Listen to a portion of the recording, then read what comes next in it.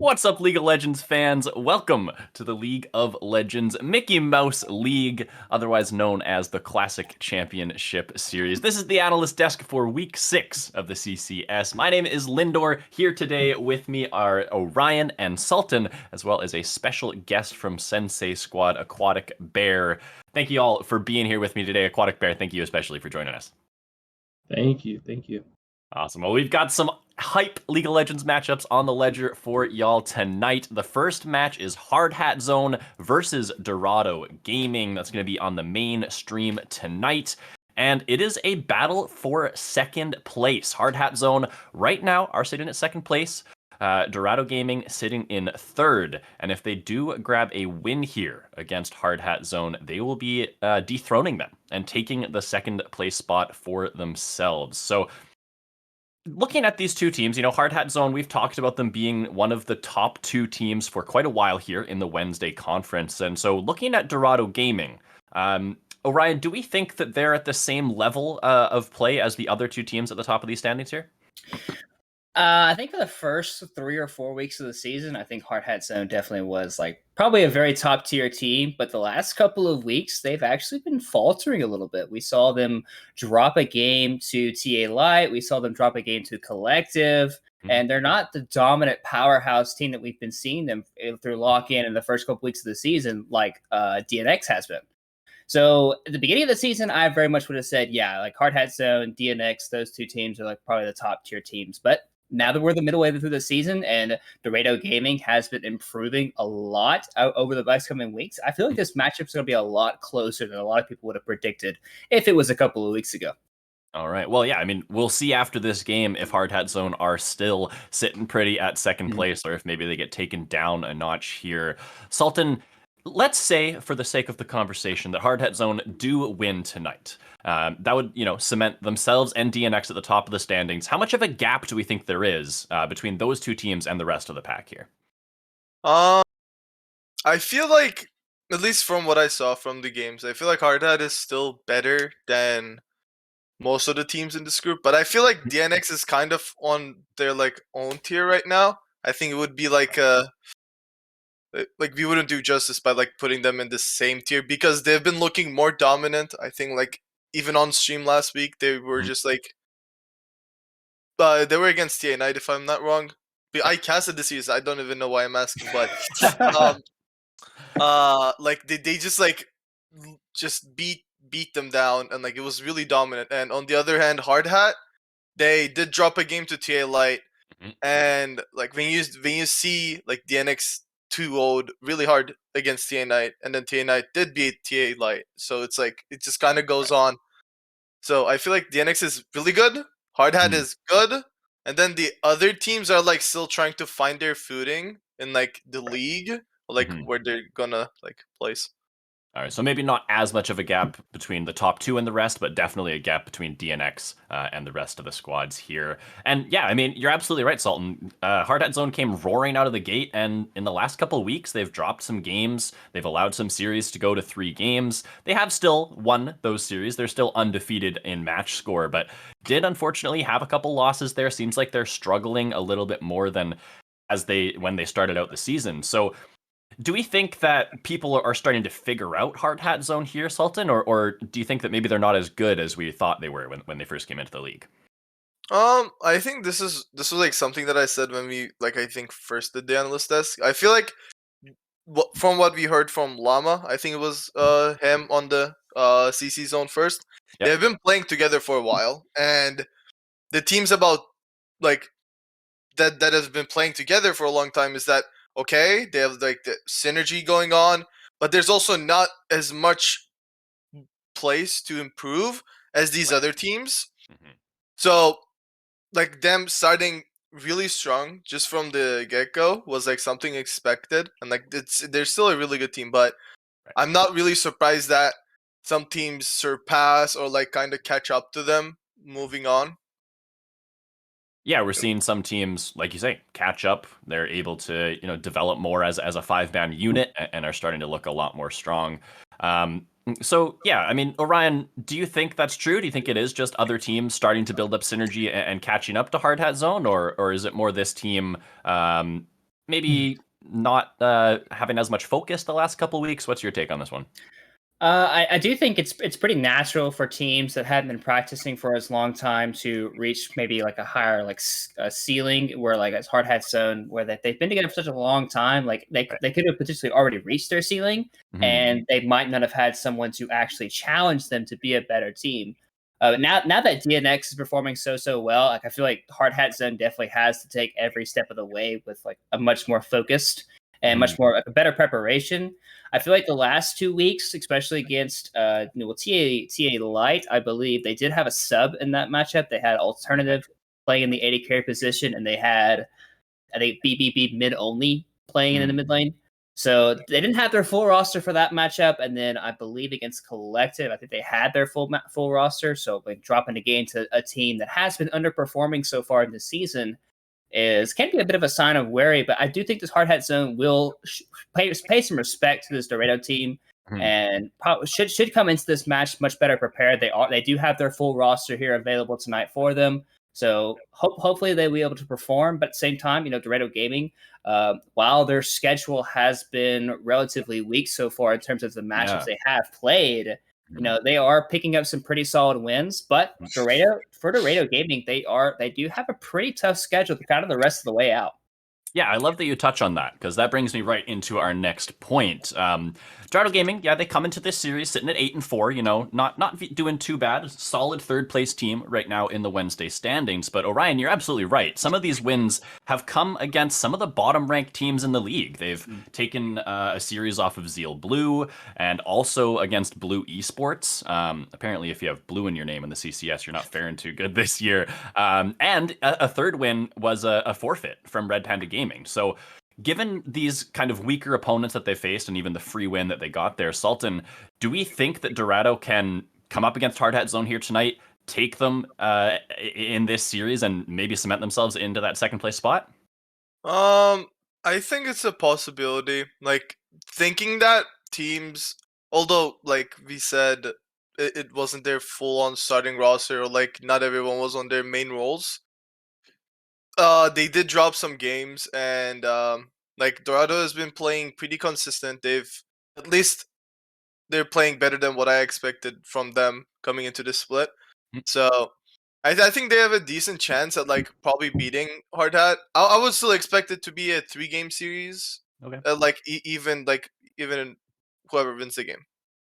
Well, are you going to give me a solid prediction, or? I would say 2-1 to Hard Hat because I Okay. predicted them to win, but. Fair enough. Aquatic Bear, I want to get your take on this. I don't know how familiar you are with Hard Hat Zone and Dorado Gaming. Have you had a chance to scrim either of these teams or maybe play them in the past?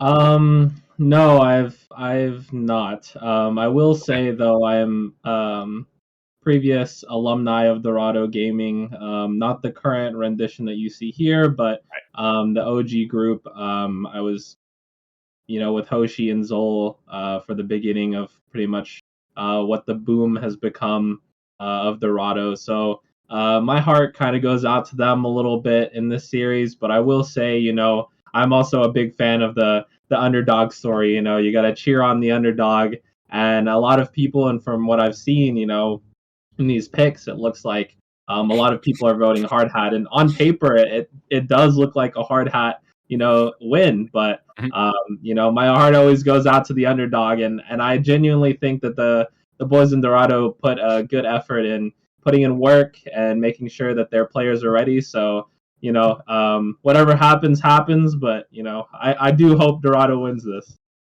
All right, you love to see that. I know chat wants to hear a bit more of a solid prediction out of you. Are you sticking with your Dorado boys? What are you thinking? 2-1? Yeah.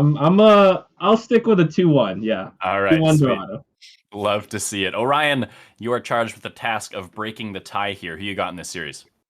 My prediction is Hard Hat Zone. While they have been slipping a little bit, I do think they are the better team in this matchup. And like I mentioned earlier, with how well DNX has been playing, these guys have to step it up each and every week if they're wanting to contend for that first place spots against DNX. So this can be a week that they have their full roster back. They're going up against a team that has that's a little bit underneath them in the standings. So this can be a match for them to say, hey, like, we're clearly the top 2 teams in this league, and everyone else is a step below. So I think Hard Hat Zone is going to do that tonight.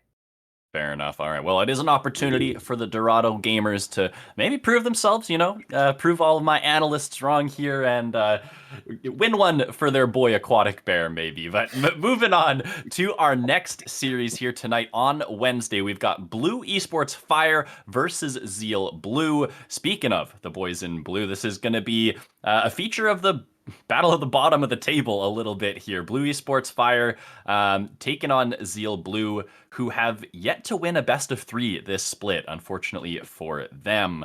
Orion, I'll send this one back to you. Which of these two squads do you think has a better chance to claw out of the basement here in the Wednesday division?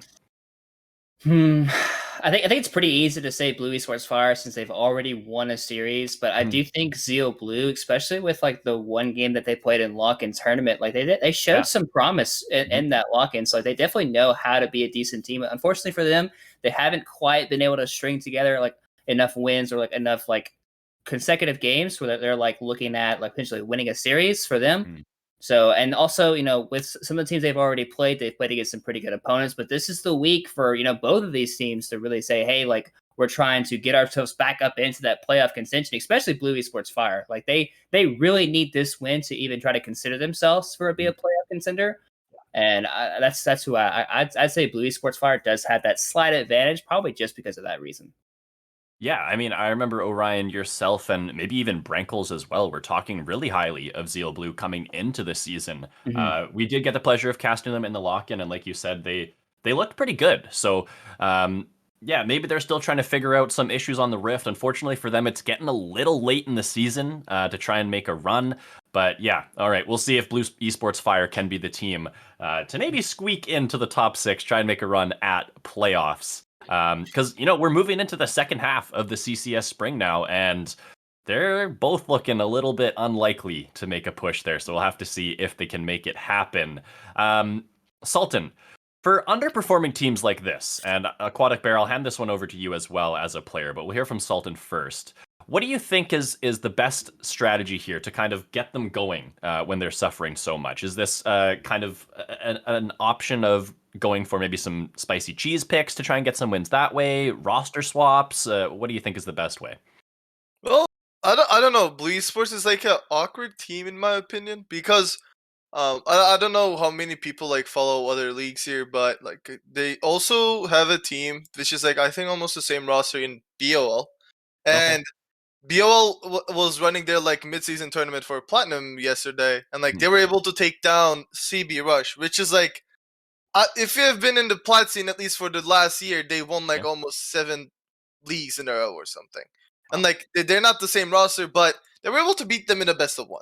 So when you think about that, like I saw that and I was like, okay, well this is the same roster. I feel like it's just maybe they just have been having some off weeks in CCS for the most part. Also, like in their schedule, they already played Hard Hat. They've been playing like TA Light, kind of the better teams that we have.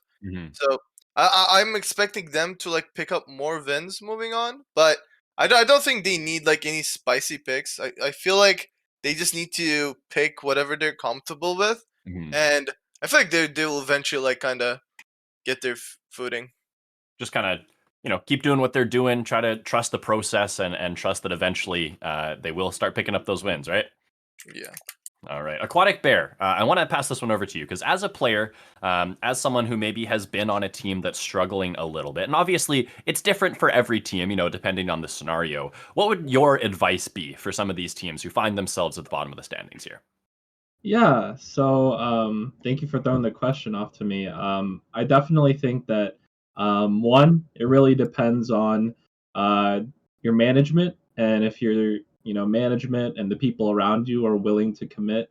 I've been around the plat scene and I've been around the collegiate scene for quite a while now, and one of those things that's always been a consistent part is the people that manage as well as the teammates want to be a part of the process and really hunker down and figure out why things are, not working out the way that you want it to. I will say that once you get that fundamental thought out of the way, where you don't have to worry about being benched because you're playing wrong, then you can start to really delve into what is our identity as a team? What things do we need to do as a team to really highlight our skills as players? And one of those things is, practicing and practicing to see what your identity is.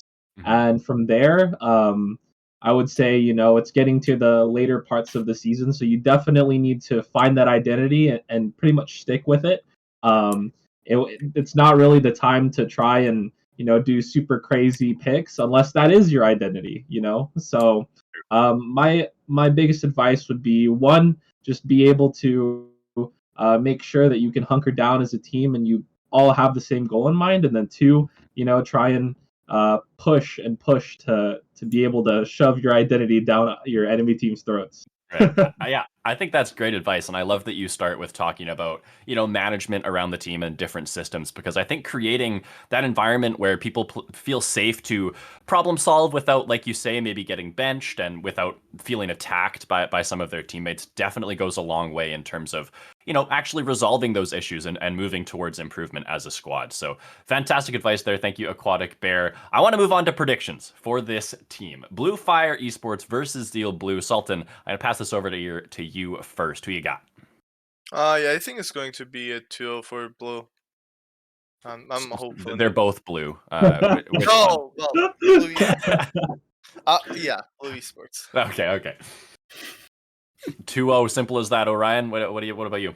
Yeah, I kind of have to agree. Like, I also saw the BOL Plat tournament, and like Sultan said, while CB Rush definitely does have some roster changes and inconsistencies within their organization, they are still a pretty decent team. And for Blue Esports Fire to take a best of one away from them does show that they are capable of winning games. And I would say that Zeal Blue probably isn't to the quality that CB Rush is at this current state. So I agree. Right. Blue Esports Fire should be able to take this one. You saying 2-0 as well? Yeah. Okay. All right. Aquatic Bear, are you going to agree with that one? Not sure how familiar you are with either of these teams, but what are you feeling on this one?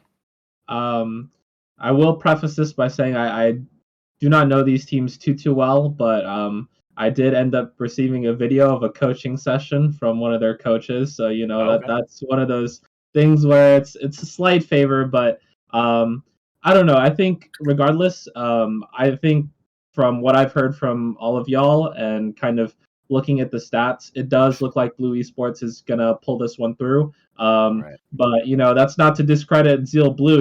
They've been, from what I've heard, they've been working hard, putting in the effort. Yeah. So my prediction would probably be a 2-1 in favor of Blue Esports.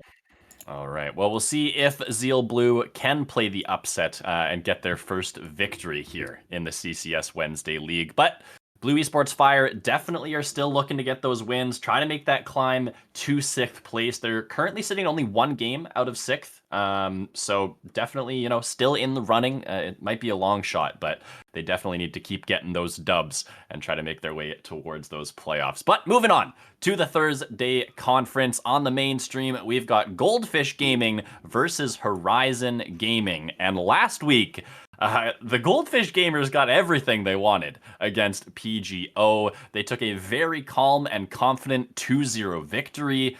Mozzie and Okami both displayed a depth of champion pools. They played Kane and Yasuo, respectively, some picks that we maybe haven't seen too much of here in the CCS. And so looking at that from a draft perspective, Sultan, how hard is it to draft against a team like Goldfish, who always seem to just have another champion to whip out, even if you try to ban them out? That's always like pretty hard, because like when your team has some comfort picks next to being able to play meta, that's always like just makes it really hard, because you only get 5 pens every game. And I feel like a big part of like Goldfish's success until now is like obviously their mid laner, plus I think how they have been, like, they found their identity as a team really early in the split. And like I was kind of doubting them if they were like only playing against like these kind of like not as good teams as the top tier teams in this division. But Sure. I think with taking down PGO in an easy 2-0, I think kind of shows that they're just like getting together, and I think they're just really strong right now. But drafting wise, it's also really hard to draft against them. Yeah, I mean they're the team in Thursday that's sitting in 10-0, just like DNX in the Wednesday League. So definitely showing a lot of prowess, and like you say, Sultan, I think they've continued to level up their level of play as we move through the split. So I'm looking for them to completely, continue improving as they move through the second half of the split here. And I'm sure that the Goldfish Gamers are wanting to end with 0 losses on the record. I think that'd be pretty cool and quite the feat if they can get that done. Aquatic Bear, you had the pleasure of playing against Goldfish Gaming in week 1 of the CCS. I believe you were taken down 2-0, unfortunately. Can you kind of attest to how hard it is to draft against some of these players? Yeah. Also, dang, you didn't need to remind me about that too well, man. Yeah, my bad. No. You're good. You're good. But I will say this: we definitely didn't know what we were coming into when we first came into the CCS. But Goldfish Gaming was definitely a really good wake up call for us to kind of gauge where we're at. But they played really well, and big props to especially their jungler and support tandem for being able to constantly roam and constantly look for those plays. A lot of their team is predicated off getting Mosey ahead, and from there, they managed to really snowball that lead into other objectives into the game. So one of those things to me that really stood out is their ability to play as a team and be able to play their role, whether it be weak side or strong side, and really understand their identity. I think Goldfish really knew that coming in, and I think that's what made them a really strong team and a 10-0 team. So, I think that's one of their perks, and I think we're definitely learning as well. But if we end up facing Goldfish, hopefully we'd be more prepared. Absolutely. Yeah, tough in week 1 to go up against such a tough opponent in Goldfish Gaming. But I think you're absolutely right. That flexibility in draft not only makes it hard to ban people out, but also allows for so much flexibility in game, right? You can play for a strong bot side like you're talking about, or like we saw last week, they were playing through a Tryndamere who got way too far ahead and was just taking over the game. So they definitely have multiple lanes that they can play around and multiple players who can carry. So I love that shout out there. And yeah, as Goldfish Gaming did get that win yesterday, last week, Horizon unfortunately did not. Horizon was looking pretty dominant through the first 4 weeks, and so we were a bit surprised to see them lose yesterday. They did have some, errors or problems. It does seem like with a potential emergency side laning Gregorio there in game 1. And even though he did return for game number 2 in this series, Horizon's mojo definitely did not. So, Aquatic Bear, you reaped the benefits of this, popping off in the jungle in both of those games last week. If you were to tell Goldfish Gaming how to play into this Horizon Gaming squad, what sort of advice would you give them? What do you think are the biggest weaknesses here for Horizon Gaming? If I had to really pick, something, it'd probably be, really force the momentum. Goldfish did a really good job when we played against them of pushing their tempo, pushing the momentum that they have, and really just maintaining that type of pressure against Horizon is probably what you're really looking for to be able to get that lead. And I think that I always like to give teams and organizations the benefit of the doubt. So everyone that was saying, maybe it was a fluke of Sensei Squad coming in and beating Horizon. I like to think so too, but I can definitely see that the mental can kind of wear on people, especially as the season goes on. So, hopefully Horizon can get back on that horse and be able to show that they're a really dominant team in the Thursday division. But if Goldfish manages to get a game, that's when the real test shows whether or not Horizon will be able to bounce back and maybe do a 2-1. But for right now, it looks pretty strong for Goldfish Gaming. Yeah, I think you're definitely right. I think if Horizon Gaming can get back to the form that they were in maybe just a couple weeks ago, we're looking at a fantastic series here. So I'm definitely hoping as a viewer that we get to see that version of Horizon Gaming this weekend, because I think they might be one of the squads in this Thursday division that can maybe take down Goldfish Gaming. We'll have to see. Orion, I haven't heard your beautiful voice in a little while, so I'm going to pass this one over to you. Last week, in a post-game interview with Mozzie, he sounded extremely confident But he did note that Horizon was the one CCS Thursday team that could maybe take them to 3 games, maybe even take a series off them. So coming off, a rough week from Horizon Gaming, do you think that that is maybe a scenario here tonight where they can at least give Goldfish Gaming 1 game where they take them down? I think it really depends on like how Horizon Gaming is able to situate themselves after the fact that they took the loss against Sensei Squad. I do think this team is capable of taking a game off of Goldfish Gaming. I think they do have the talent and the individual players to do so. But let's say if a situation happens with Gregorio again, as long as Gregorio is playing and they have their full 5-man and they're ready to go, I do think they have a chance to take a game off it. But I do think that Goldfish Gaming has just been playing so much better as a team. They're working so well coordinatedly, and I feel like they should be the ones to end up just taking this series. But for Horizon Gaming, if they're able to get a good game 1 off of Goldfish's Gaming, maybe they can surprise them because Goldfish Gaming hasn't even dropped a match yet. And sorry, a single game. Yeah. So if they drop game 1, all of a sudden, Goldfish Gaming is they're in a realm where they've never really been before in the CCS. So it can be a bit of an eye-opening experience for them if they do end up losing that game 1. Yeah, definitely true. Are you going to give it 2-0 to Goldfish, or do you think Horizon going to grab that 1 game victory? I'm going to play it safe and go 2-1 Goldfish Gaming, okay. But I would not be surprised if it is a 2-0 for Goldfish Gaming. Fair enough. Sultan, do you agree with that one? It's similar, but I would say I predicted a 2-1 for Goldfish, but I wouldn't be surprised if it was a 2-1 for Horizon. Because, as someone who would probably be biased towards Horizon because I was their starting jungler at the first, the starting of the season. Right. I really believe in their players. They're really all exceptional players in their roles. I feel like there's been a lot of roster changes that happened that kind of affects the team. Obviously, the jungler has been changing around a lot. For the first 5 weeks, they've played with almost three other junglers, 3 different junglers, and junglers kind of in the end kind of dictate what happens or what doesn't in the game. Right. And also not losing, but sub-benching scomps, it kind of affects the team.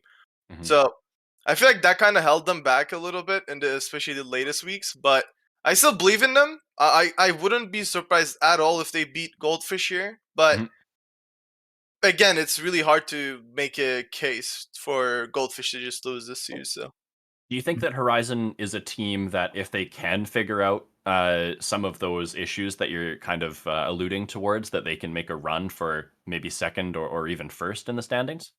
Oh yeah, for sure. Okay. I wouldn't even. Yeah. Good to hear. Aquatic Bear, we need your predictions before we move on here. You've had the pleasure of playing against both these teams, so give us that insider information. Who you got? I think it's going to be a 2-0 for Goldfish Gaming. It's kind of one of those situations where momentum plays a factor in how teams play and how they operate, and it can be a really tough situation for a team to lose out a series, let alone some games, but an entire series to somebody, and it takes maybe a series or 2 to eventually get that settled out. And I really do hope for Horizon that they figure it all out. But the way Goldfish has been playing, and then obviously you played against Horizon, I definitely think Goldfish can pull out a easy 2-0. Right. Well, looking at it from that perspective, if Horizon are able to at least make these games a little bit close, I think maybe that's a decent sign for the team coming off, a bit of a rough patch for them. But moving on to our 4th and final game of the week, we've got Team Deathrealm versus Sensei Squad. And Sensei Squad entering week 6 with high morale. I'm sure Aquatic Bear can attest to that after a nice victory last week against Horizon. Looking to carry that momentum here into this week as they take on TDR, who are currently sitting at 6th place. Ryan, if the playoffs started today, both teams would make the cut. Mm-hmm. So with that being said, we've had a little bit of inconsistency out of both sides here. Which of these do you think is more likely to actually find that berth into playoffs come the end of split?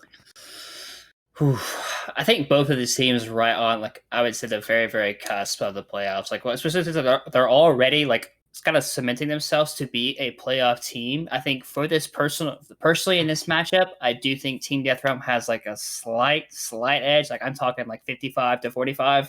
I think this match is easily a 3-game set. Either team could take either one of these games, and getting a win against someone this close in the standings means a lot to your like position of where you want to go up or down, and especially for Thursday's group that can be kind of highly contested for whether or not you're going to be potentially third or potentially eighth. It's like this is a pretty big match for both teams, so it should be a pretty fun one to watch, even though it's on the secondary stream.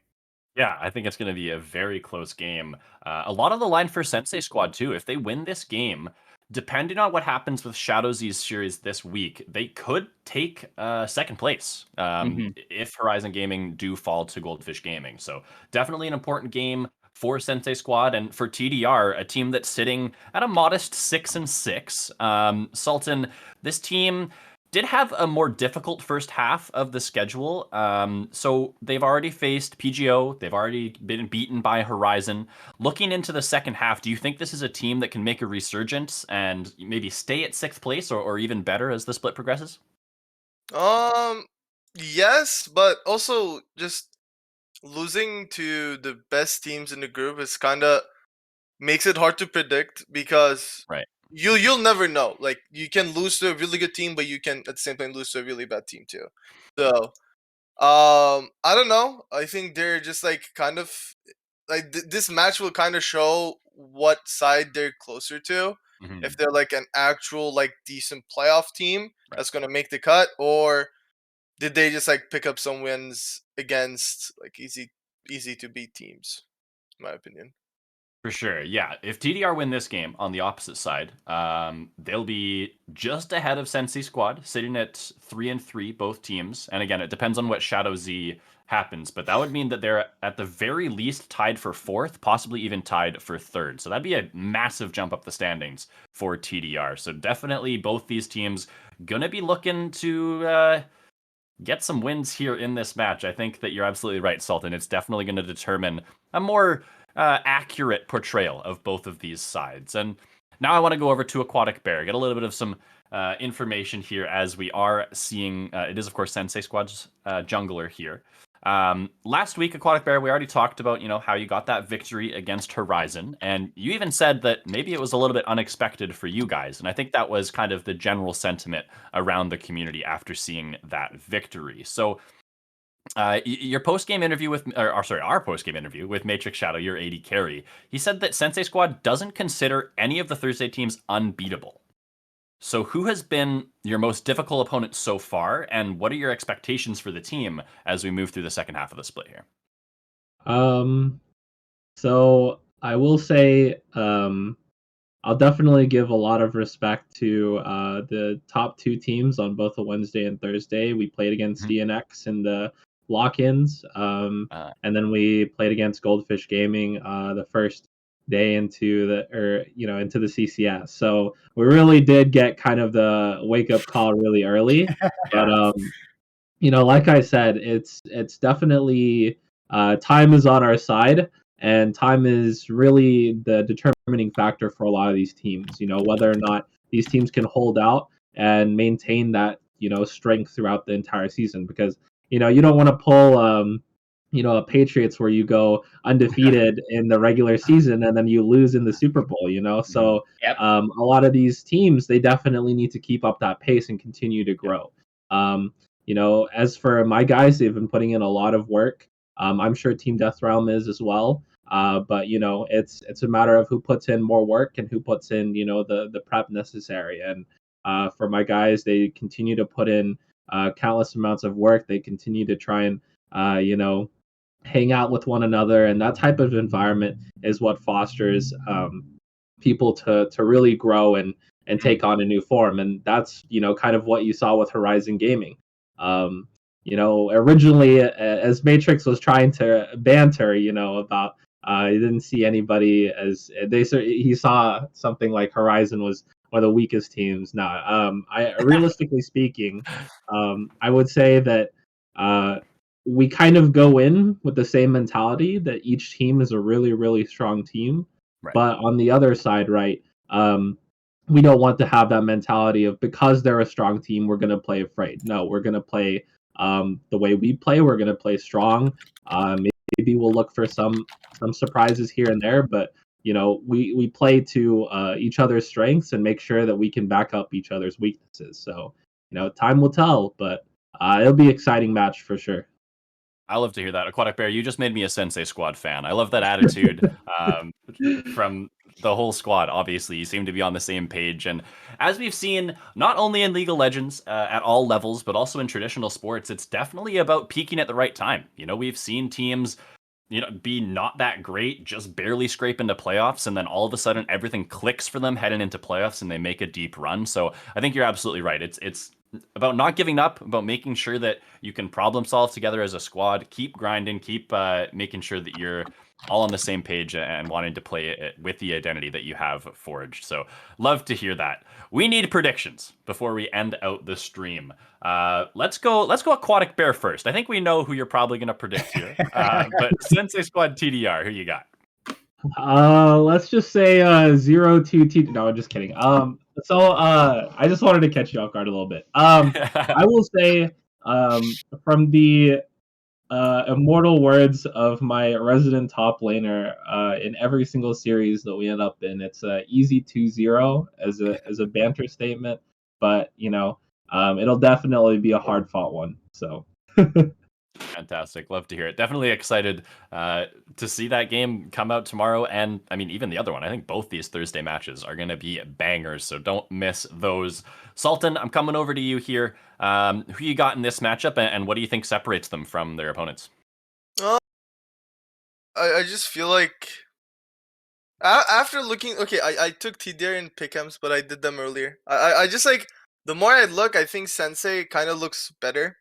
I wasn't able to do much prep this time for this endless test, but like when I look, they were at least last week's games. Although things happened with Horizon, I feel like their mid jungle played extremely well, and I think it's just gonna be a point of if Sensei Squad can again play like that, how they did against Horizon, because in my opinion, Horizon is still a much better team than TDR, and if you're able to take down Horizon even on a bad day for them, like you're more than capable of it. I'll say 2-1 for Sensei just Okay. because of like maybe they do a bit of trolling sometimes, but Sure.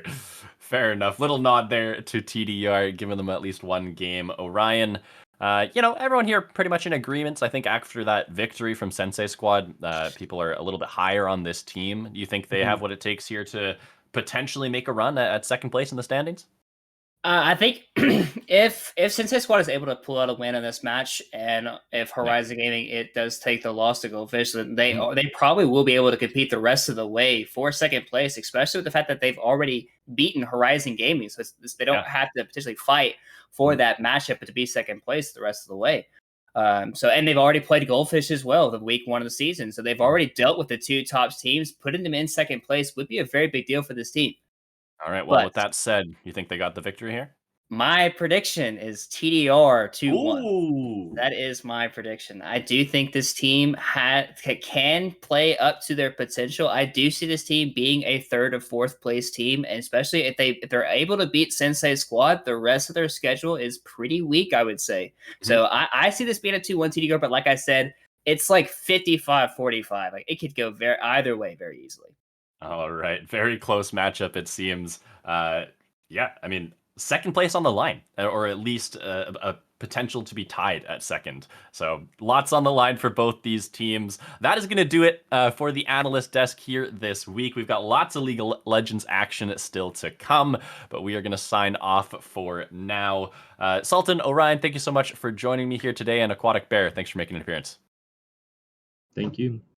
Awesome. Well, CCS 2 will be starting in about 15 short minutes. CCS 1 does have a short delay tonight. Not going to be getting started until about 8:30 Eastern, so keep an eye out for that one, and we will see you there. Stay tuned for some more League of Legends, and we'll see you next week as well.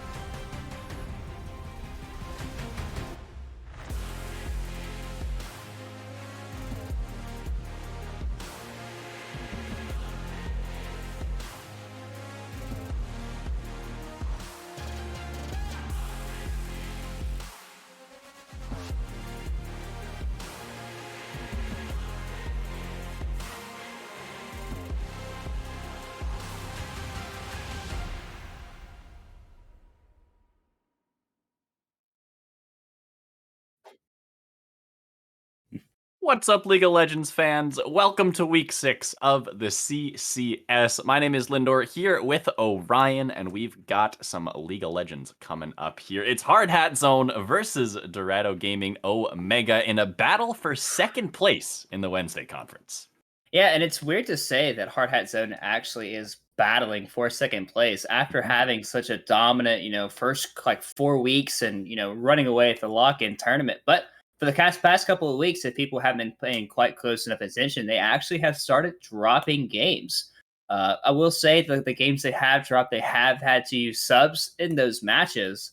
But, a loss is a loss regardless of whether you use a sub or not. And they are currently sitting at second place with I'm not sure why I'm blanking on this name, but with Dorado Gaming falling right behind them as well in the standings. So this is a pretty big match, especially for Hard Hat, especially with them falling behind a little bit in terms of what DNX has been proving to do in these games. So definitely look for Hard Hat to kind of step it up in this match and prove that they're still a top team.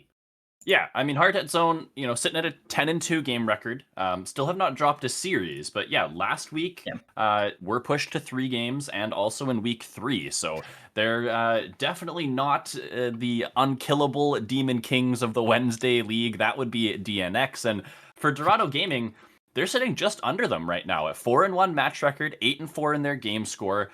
With a win here, like we said, they'll take sole possession of second place, knock Hard Hat Zone down a rung, and Orion, I think you're right. That's not something that I think we were expecting here. And for Dorado Gaming as well, they have been playing some opponents that I would say are probably the weaker teams of Wednesday's group. So this is one of the matches that you could actually say, like, if you win out on this one, say, hey, we definitely do belong at the top of the table. And for Hard Hat Zone, you're looking to squash any remorse or saying, hey, like, there's no one else that can compete with us except for DNX, and you don't even want to make that a thought in any other team's minds. Yeah. I think DNX are going to be the Wednesday Kings for at least a little while longer. Last week on stream had a dominating victory against TA Knight, a team who I was actually pretty high of heading in to the CCS. And yeah, I mean, they're still sitting okay for TA Knight after that loss, but definitely DNX is looking like the team to beat. Hard Hat Zone still technically tied with them, 5-0, despite a couple of those losses. But I think they really want to come out strong here tonight. A 2-0 win against Dorado Gaming would really make a statement here. Yeah, for sure. And I do think for Hard Hat Zone, while we are on patch 12.5b and the 80 carry meta is kind of changing, I will say Hard Hat Zone isn't particularly a team that I would say would be affected by a lot of the 80 carry changes, because they actually haven't been putting a lot of their focus into their bot lane. A lot of the focus for Hard Hat Zone has been towards the top and mid lane with Llama and Dragon Mooncake trying to facilitate, that side of the map, and having Big Boy just being on an island, playing the Vel'Koz, playing the Ziggs, just kind of farming it out in that side lane. He knows this role on the team. He knows that Hard Hat Zone likes to play through that top side. So, but for Dorado Gaming, they are a team that will be slightly impacted by 12.5b patch change, because their AD carry has been playing a lot of Jinx recently. And while she is still the hyperscaling, like, fire from across the screen away champion, she struggles a lot more in laning phase due to the fact that her rocket form, it costs extra mana to use, and it's less range to use as well. So she can be more punished. So I'm curious to see if Dorado is actually going to stay with that Jinx pick, or if they're going to opt in to go for something else. Yeah, Dorado's AD carry, Muchai. 3 most played right now in solo queue is Zeri, Jinx, and Caitlyn. Caitlyn got nerfed a few patches ago, not really as prominent in the current meta. You already talked a little bit about the Jinx changes. And Zeri as well got hit a little bit with that nerf hammer. So, it's going to be interesting. You talked a little bit, Orion, about the possibility of a Kai'Sa in this series. Do you think that pick is more likely to go bot lane, or maybe flexed into the mid as well? Because we've seen maybe that emerging as a mid lane pick here in the meta. Yeah, I would say Kai'Sa is still probably better as that AD carry champion. I wouldn't be surprised if Alternative decides, hey, I want the Kai'Sa mid for myself, even though that has been a champion that Big Boy and Dragon Mooncake saw a lot of success with. We saw a lot of Kai'Sa Nautilus in the lock-in tournament for them, and they were very dominant on that lane. And with the strong AP scaling that Kai'Sa does have, that does open up a lot of options for alternative to go those more AD champions in the mid lane, like the Yasuo, like the Zed, champions he's already shown to be very, very solid mechanically as well. So personally, I think the champion is better for this team to go into the AD carrier role because like it just naturally fits with what this team likes to play. They like to play aggressive. They like to play fast. They like the team fights to be over very, very quickly. Like that, we saw the Diana Yasuo combinations. We saw just like most of their games when they're on point are around 20 to 25 minutes. So this team knows how to play fast and knows how to execute their team fights very, very well as we are starting to get into the beginning of draft. Yeah, Kai'Sa goes so well with just those diving combos, right? Can really help snowball the game in that way, but ours are being dropped. Draft has begun. Volibear is the first champion to hit the ban table here. Potentially a flex pick, but I think they just want to take that one away from Reggie.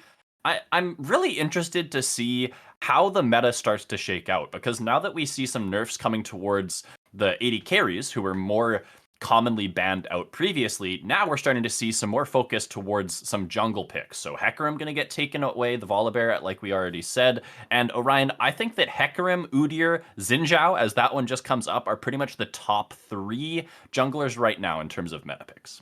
Yeah, especially with how big Kim Tank as an item has been for these types of champions, and with the nerfs like Gore Drinker and Sterix Gage has been receiving, it just makes sense to go to the champions that rely on that extra movement speed, which is why Hecarim has been showing just so much presence. The ganking power that you have with Ghost and Kim Tank, if you have no flash, I don't care what champion you're playing, you could be Ezreal and have E and flash. You're probably still not getting away from Hecarim, just the raw movement speed you have. But as we're seeing the Yasuo ban coming through, the respect towards alternative, that's a pick going towards him. I actually wouldn't be surprised if Hard Hat Zone just slams the Nautilus here, especially with Zuri still being open on the table. Nautilus is a champion that you can pick on B1 to bait the enemy team to potentially pick up that option. They're actually just opting for the Vel'Koz. Like I said, the champion is just the champion you give to Big Boy to just be on an island, just a wave clearing machine. You can't realistically dive Vel'Koz because the wave is gone within 2 seconds of it being there anyways. And this can allow Dragon Mooncake to be very active on the map. Yeah, and the Vel'Koz first pick for blue side isn't something that we see super commonly, but it is, of course, like you say, something that Big Boy likes, and it's also a pick away from Dorado Gaming. Their mid laner, Sev, loves the Vel'Koz pick, so high priority on that one in this series. I don't think is a surprise considering what some of these players do like to play. The answer here for Dorado Gaming is going to be the Tahm Kench, potential flex pick there. More likely to be, I think, the support pick here, and we'll see maybe if they want to pair that one up with an AD carry early on in this draft. Yeah, hopefully the Vel'Koz doesn't disintegrate the spectator client like it was doing several weeks ago, as we are seeing the Kai'Sa for Dorado Gaming here. Like I said, a very solid AP scaling option that has been rising in the meta, especially with all the other AD carries that have been at the top for such a very long time, slowly receiving the nerf. So I'm very happy to see the Kai'Sa is in this matchup, and we're likely already seeing the bot lane for Dorado Gaming. Now, what I will say is Dorado Gaming's bot lane is very short range so far with the Tahm Kench and the Kai'Sa, and the Vel'Koz is very, very long range, but basically a champion that can probably deny Kai'Sa a lot of early CS if the Kai'Sa isn't careful.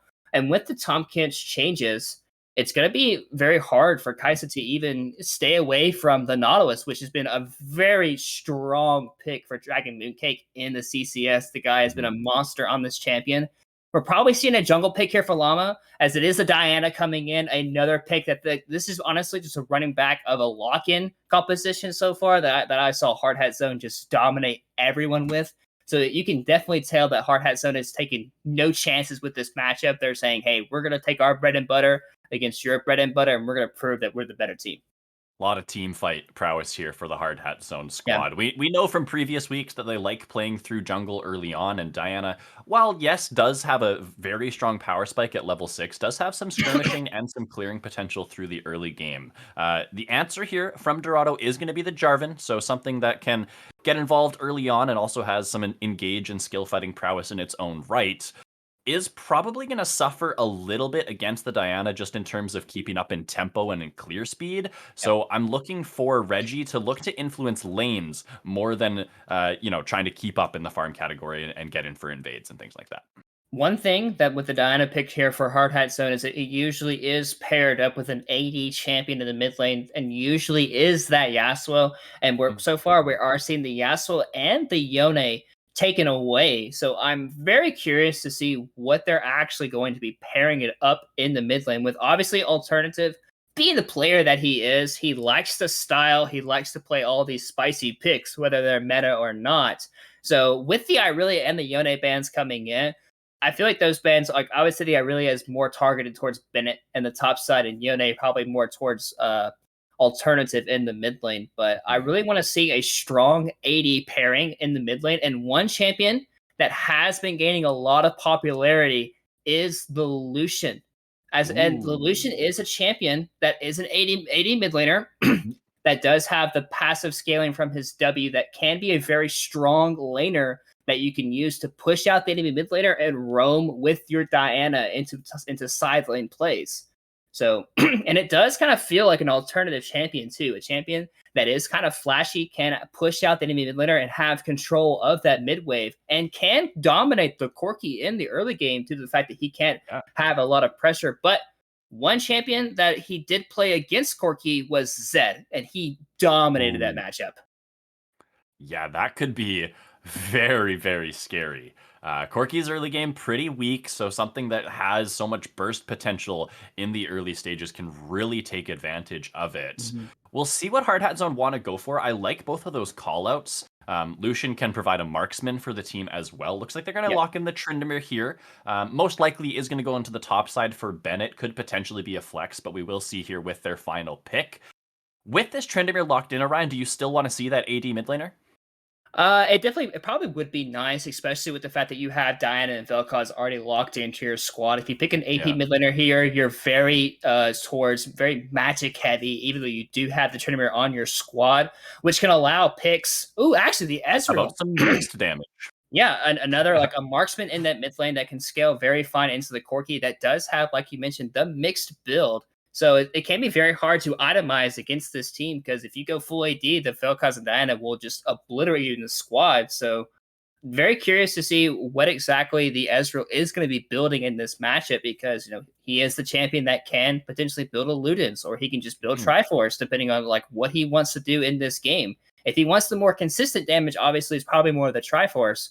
But if he wants to be a bursty mage in the mid lane, Ludens, like just full AP can be an option. But the Malphite into the Tryndamere answer, I do like this option for Dorado Gaming, especially with how much Hard Hat Zone likes to play for the top half of the map. Malphite's a champion that you can't really punish, especially when he builds Warden's Mail as a first item. That item is so efficient early on into the game with the attack speed slow, or the attack speed slow.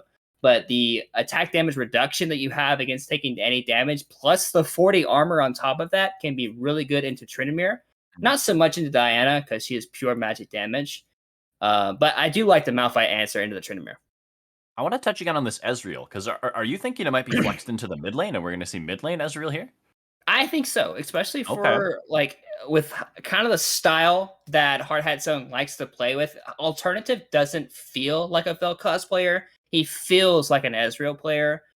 Most teams, I would say, like Vel'Koz could probably be in the mid lane, but for this team, obviously, like I haven't actually seen Hard Hat play for a while, so the Vel'Koz could very easily be in the mid lane. But I feel like they both kind of accomplish very similar missions. Vel'Koz is the more of the scaling option, so they wouldn't have as much what I would say of like the early push in lane that because Ezreal can actually apply a lot of pressure to Corki in this matchup if the Corki's not careful with the mystic shots and just being able to like poke from range. But Vel'Koz is a champion that it's just a lot less mobile. Like you can't be as aggressive as Ezreal can be with his being able to shift out of certain situations that Reggie wants to pull off in the mid lane if he was playing Ezreal, which is why I want to say Ezreal's in the mid lane. Also, we have seen a lot of success from Big Boy on the Vel'Koz. He's actually a very solid Vel'Koz player mechanically. So that's why I kind of want to see the Ezreal in the mid lane. But both champions can basically go in either lane. All right, yeah, we'll have to see exactly where Hard Hat Zone do want to be putting those champions, see where they're trading them around to. On the other side here, though, for Dorado Gaming, I'm liking the scaling options that I'm seeing here. You know, kind of a pseudo double AD carry composition with the Kaisa and the Corki. They have Engage with the Malphite and the Jarvan being dive buddies, and then even the Tom Kench for some safety for those carries. My one concern for this team is we're seeing more, AP Corki come into fruition in the mid lane. Still is the most popular build, and that's kind of the similar thing for Kaisa here as well. So you were talking about how Hard Hat Zone needed to find that last piece of their composition to round out their damage profile. Here for Dorado Gaming, depending on the builds that they do go for on these marksmen, I feel like they might have the same issue here. Yeah, I will say the one thing that Kaisa and Corki does have in this matchup, especially for Kaisa, a lot of people probably think Kaisa is this champion that's going to be bursting, like in fights, like trying to dive in with a Malphite.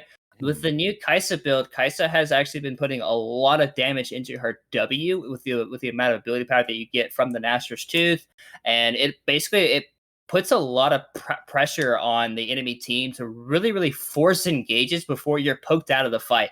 So Corki and Kaisa will be able to do that very well. So it's going to be up to Hard Hat Zone in this matchup to be very aggressive with the Diana and the Nautilus. And if they miss, or if they're just poked out before the fight even starts, it's going to be very hard to actually look for those kinds of engages because Corki and Kaisa both outrange the Vel'Koz. Ezreal does have like the ability to kind of poke and prod in some of these fights with the fact that he's able to like phase shift and out. But if they step too close while looking for that engage, the Malphite and the Jarvan have very quick, snappy engage that can come through onto them if they're not careful. So if Vel'Koz and Ezreal are trying to answer the poke that Corki and Kaisa does have near these objectives, they can very easily get blown up.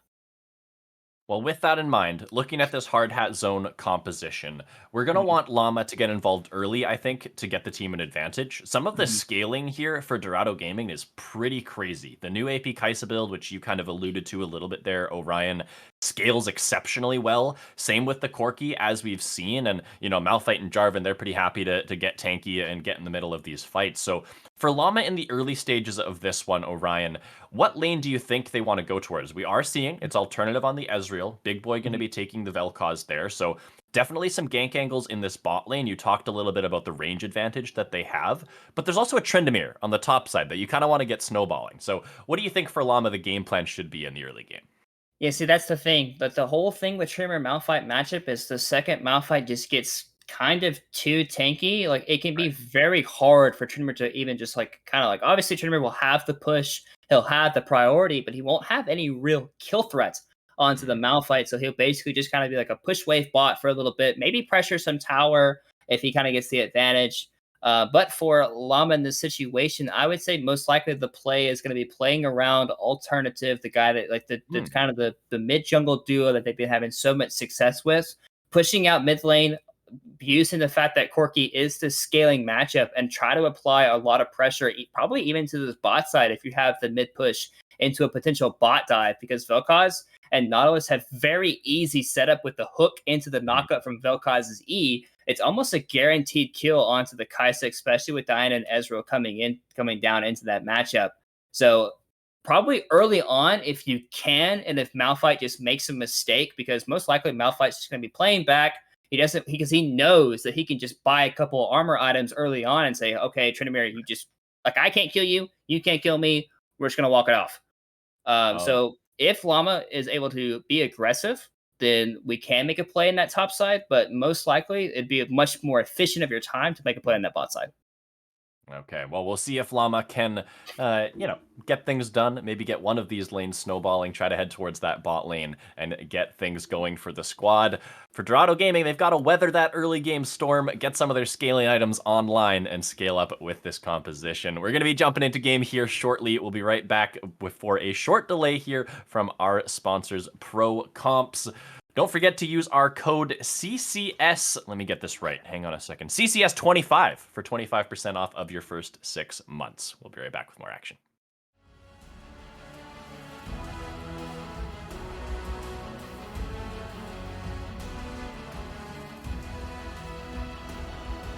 Everybody panic.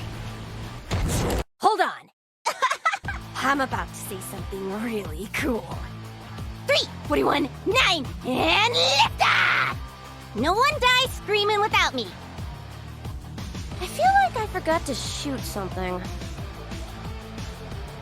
You're starting to bore me. She's such a loser. Always ready to cry. Ah, come on. What's the worst that could happen?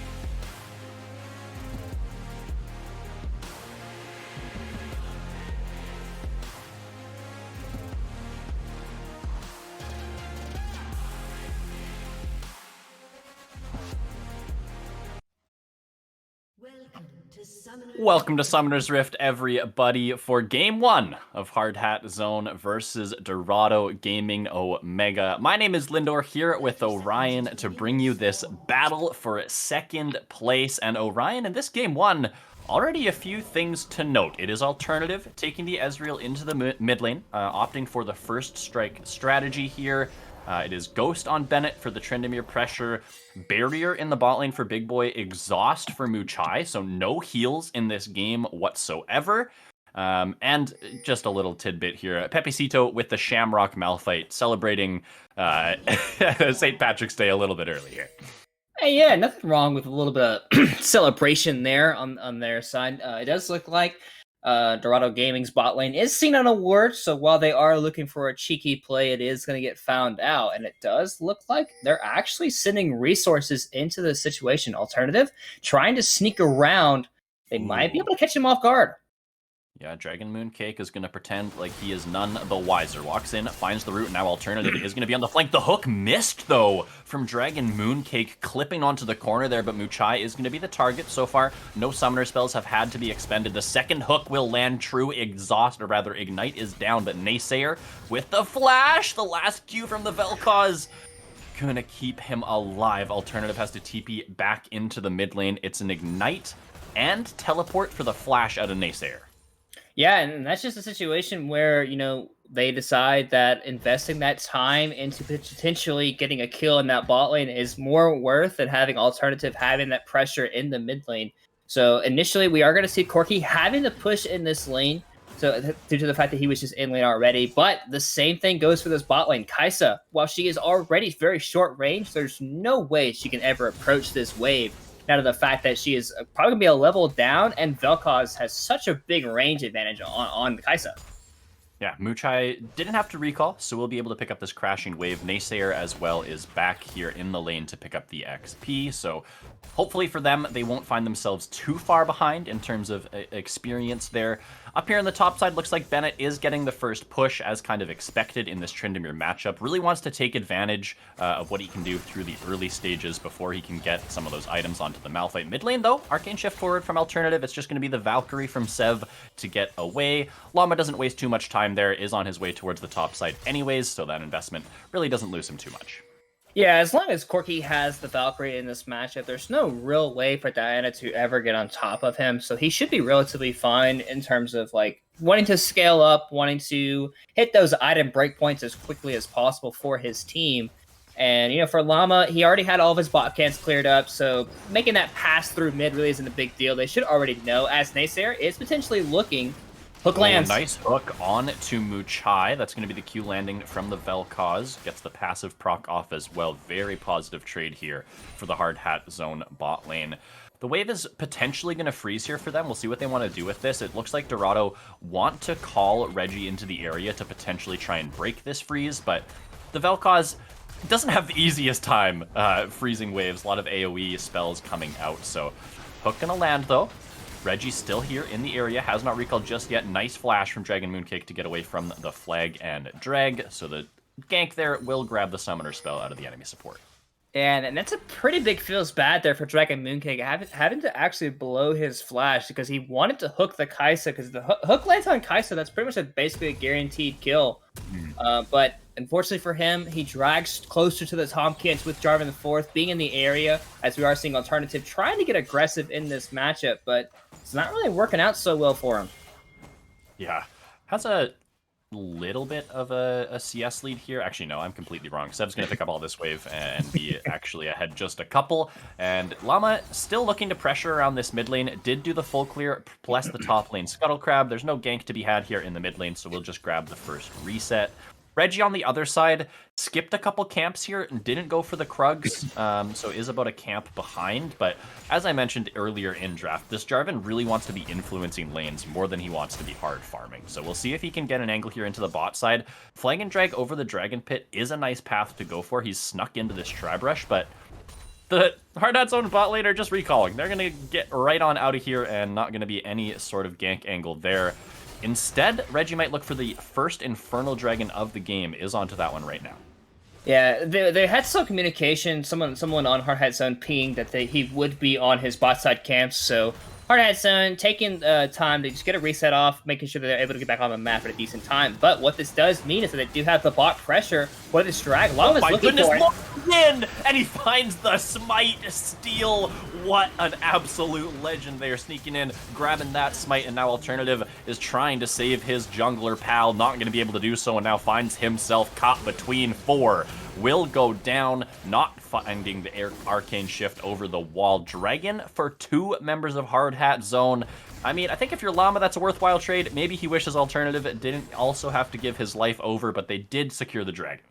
Yeah, I mean, if you're Dorado Gaming in a situation, obviously you lose out on the drag, but 2 kills going over to Muchai. We have Corki getting an assist as well. We're also seeing a very big CS lead being built up here by Sev in the mid lane. So you're seeing this as a pretty big win for your squad, especially with the kind of scaling that you have on your team with the Corki, with the Kai'Sa. You're saying, hey, our scaling is going to be already looking much nicer that we got these kills anyways. And one dragon at the beginning of the game really isn't that big of a deal. What's going to become a pretty decent deal is if Hard Hat Zone is able to stack up these dragons and have a much bigger impact. But if that's the only dragon they get in the game, then Dorado Gaming is perfectly fine with that trade. Yeah, I mean, Muchai hasn't recalled just yet after picking up those couple of kills, but is well on his way towards that Manamune. The new build on Kaisa, for those who don't know, is Manamune into the Gnasher's Tooth into Luden's Echo. You get the W evolve as fast as possible for the resets when it lands, and the poke on those 3 completed items is just so disgusting. So definitely happy to get that scaling happening early on in this one, and same thing for the Corki. Up CS in this mid lane against the Ezreal alternative has now picked up a Sheen, but so far suffering a little bit in this 1v1 matchup. And while yes, the Ezreal does scale in its own right, I think that the scaling here for Dorado is just a little bit better. Yeah, I do think so too. I think the range that Sev and Muchai has in this matchup will be able to kind of probably stall out on some of the engages that maybe Llama or Dragon Mooncake is looking to do. But if Llama and Dragon Mooncake are able to get the engage off very early in some of these fights before they get poked out, then we can see some of these fights go the way of Hard Hat Zone late as the game goes later on, because they do have some decent burst with Llama and Alternative with their ultimates combined, so, and even Big Boy as well over the top. Yeah. So they do have some potential in some of these fights, but if they get poked out, it's going to be hard to even look for a fight in general. And I think that brings us back to the Dragon stacking. If Hard Hat Zone can stack a few more of those up and force Dorado Gaming to come to them, that's when those engagements can look so strong. And on the opposite side, if they can't get those Dragon stacks, they're not going to be able to force fights when they want them, and that makes it a lot harder for those engages to find the right targets, especially with the range, like you say, Orion, that they have on the enemy side. So it's going to be pretty tough here, I think, for Hard Hat Zone, finding themselves at a little bit of a deficit against a scaling composition here in the early game, and I think the pressure is on Llama to make things happen. Has now just gotten his level 6, Moonfall is available, Ping's going down onto the top side, wants to try and help out Bennett in this top lane. Pepecito does have Flash, he might have enough mana as well. He used Q though. Bennett going forward, not going to find too much CC there. That's going to be the flash out of Llama. Moonfall does go down. I don't know what that flash was out of Pepecito. Maybe just trying to buy some time and ult away. I don't know, but he does end up burning the flash and also going down. That's pretty huge for Bennett in this top side. Going to look to continue going forward. Bot lane, though, Reggie looking for the return gank, has the Cataclysm going down, but Naysayer's getting burnt away by the life form disintegration ray. Will be all right. The flash from Dragon Mooncake is expended to let that gank not come to fruition. So bonus trade there for Hard Hat Zone as they get the gank off in the top side. They're even going to get Shelly here just about 10 minutes in. Yeah, Reggie trying to answer on the bottom side of the map with the kill of their own. Dragon Mooncake having his flash back up from the first exchange that Reggie had in that bot lane did mean that he was able just to flash as soon as Cataclysm came down. Very much able to scatter away that situation, but on the top side of the map, Pepecito was almost guaranteed to die there since he had no mana. He had no way of ulting away. So burning your flash there is a very big mistake, because Tryndamere is still a champion that can very much run you down if you're not careful. And Llama can pretty easily do a repeat gank. And Malphite is actually opting into the split-plated steel caps instead of a Warden's Mail, which Warden's Mail is a lot more item efficient in this matchup. So unfortunately for him, he does not know the math for those items. But hopefully he will start building more armor in these matchups as the second dragon is spawning, and it looks like Hard Hat Zone is trading the top side pressure for the overall dragon. So Dorado Gaming looked like they wanted to rotate Malphite into this scenario. They've now realized that they don't need the rock down here to help get this dragon. They are going to pick that one up, but the question is, True Shot Barrage. Almost able to claim that one, but the question is, how many plates can Bennett get here on the top side? Shelly does charge, grabs 2. Bennett going to be able to pick up another one. It looks like he's going to try and knock off a second one here as well. Getting whittled down just a little bit. He is through the wave to get away. Pepecito probably doesn't have the damage here to try and finish this one off. He even has to be a little bit careful himself. So it's a trade of Dragon for 4 plates. Gold lead now in the hands of Hard Hat Zone, but the Dragon stacking has been stopped for Dorado. Naysayer is looking, but Muchai is not even close to this area. Yeah, and now Dragon Mooncake with the flank finds the dredge line into the ultimate. That's going to be the life form disintegration ray. Devour comes through to buy some time. The big shield onto Muchai as he flashes away. Reggie providing some slows and some peels. Muchai just barely gets tagged there by Llama's Q, and it's a double kill in the bot lane. 3 actually going down. Double kill for Big Boy. Llama picks up the rest, and all of a sudden here, Orion, Hard Hat Zone have taken control. Yeah, and you can see, like, just how well Dragon Mooncake with the Nautilus and the Vel'Koz in this matchup is able to layer their abilities in trying to secure a kill. The knock up into the guaranteed laser, basically able to just one-shot Naysayer and Muchai at the same time.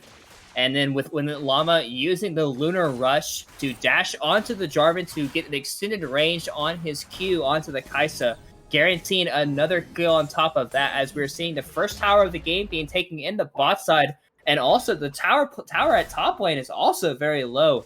And while the game was very, very close for a little bit, we're getting close to a 5,000 gold lead in a matter of like 3 minutes. Hard Hat Zone have just all of a sudden turned things on and grabbed a massive lead here. Dorado Gaming, they're not faring too poorly. Yes, it's a massive lead for 13 minutes in, but they still do have those scaling options. They're stacking up some of these Mana Munes. The problem, though, and I'm going to come back to this again, is the potential Dragon Soul. I don't think there's any hope and a prayer for them contesting this next Wind Dragon, and after that, it's going to be a little while before they start hitting those crucial 3-item power spikes for both their carries here. What the first dragon does mean, though, for the side of Dorado Gaming is they do have an extra 5 minutes that they probably wouldn't have if the dragon was the other way around. Alternative is looking at the one-shot Sev.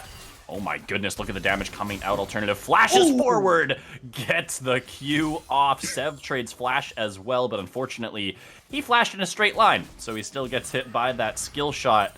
Going to be a nice pickup there from Alternative. Solo Bolo in the bot side. And lane assignments now here. Oh no. He has flash.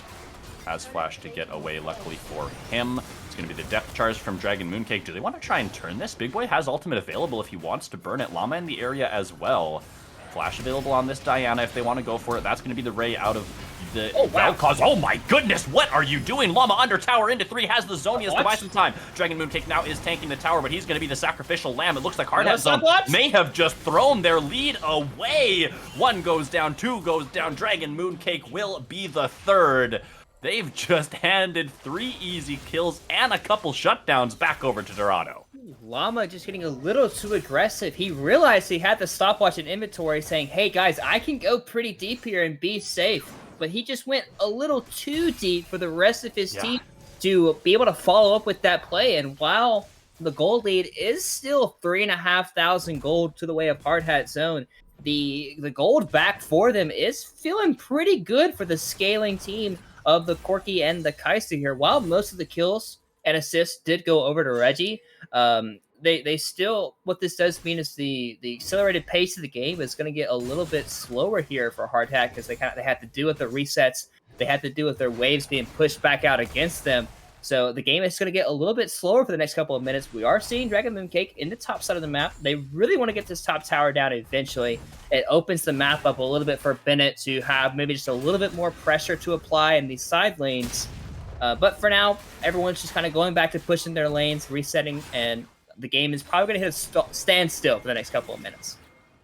Yeah, I mean, you're absolutely right. Dorado Gaming have managed to slow the game down, and every minute that they buy is another minute that they can spend farming up and starting to hit some of these power spikes on their scaling carries. Currently, there's a CS lead in both the mid and the bot lane here for Hard Hat. Actually, let me change that. There's a CS lead everywhere. This is going to be a big fight coming through. Moonfall into the depth charge. Oh, there's the Ray from behind. Reggie is going to go into the Cataclysm. They have some damage coming out from their own carries, but Bennett is too angry to die, and he's going to take out Muchai. It's a triple kill for the Trendemir. Bennett says, listen, man, I'm done going up against this Malphite in the top lane. I'm ready to join the fray and start slicing people up. Yeah, we saw that both teams wanted to kind of contest for this dragon, but like we talked about earlier, Lindor, Dorado Gaming isn't really in a position to contest the dragon in the first place. They try walking up into the area knowing that Hard Hat has such a massive advantage in the gold department, even though, like they said, hey, we're going to try to contest anyways, and that's just further extending the gold lead that Hard Hat Zone now has. It sure is, and they're looking to even balloon it further. Shelly number 2 is going to be the target. Alternative TP'd into the top side after that fight, so they're finally able to break down that tower, and I'm assuming that this Shelly's just going to be expended in the mid lane. They want to try and knock out all of these outer turrets, get some of that standing gold, and like you mentioned, Orion, really open up the map so that they have more room to work with this composition. It looks like the contest might come through here. Malphite looking to join.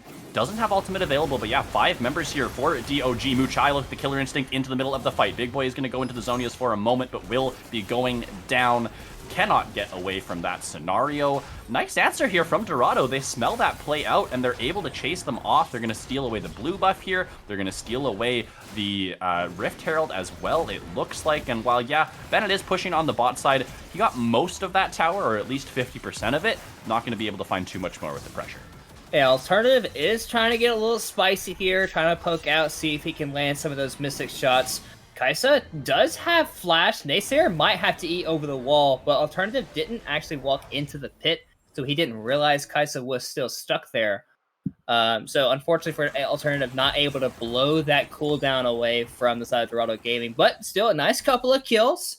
Nice Rift Herald take for the side of Dorado Gaming, as they are trying to still make some plays. While even though Hard Hat Zone does have the advantage, they realized they had package in base, they had TP up available for Sev, so they kind of had the opportunity to look for that kind of play. Does result in, I believe, only 1 kill over to Big Boy. So I mean, while you get a singular kill and a Rift Herald, it's not like a huge table, a huge turning of the tables there, as you would say, in terms of momentum. But overall, the game is still very much in Hard Hat Zone's favor, even though they have the Rift Herald. Next major objective doesn't spawn for about like a minute and a half, which is the Baron, and neither team has a great Baron take unless Tryndamere is near that top side of the map with the Baron. Vel'Koz doesn't. Well, Vel'Koz does have the true damage onto it, and then the Ezreal can apply a decent amount of DPS, but I wouldn't say they're a great Baron taking team. And then the side of Dorado Gaming, like, they are not in a position to potentially take that Baron. So, but Bennett is potentially getting caught out here. Is going to respect the potential dive coming forward, or at least he did for a moment. Has to be a bit careful here. Steals away the red buff, and the Malphite over the wall, not wanting to go for anything. So I'm wondering why Pepicito is even standing there if he doesn't want to go over the wall, but not wanting to risk maybe the Undying Rage coming through and turning that fight around. Reggie was looking for an engage in the mid lane, but Dragon Mooncake was able to come and deter that potential flag and drag on to Big Boy. And yeah, okay, so the Rift Herald was grabbed. The most important thing about that was it did give them an objective bounty of about 500 gold. Now they want to use it to get more objective gold. You know, you've got the towers here that they can break down for some of that cash in. The problem is they don't really have a single pushing lane. They're kind of just locked under their towers now. No outer towers to hide under. Their map is getting smaller and smaller.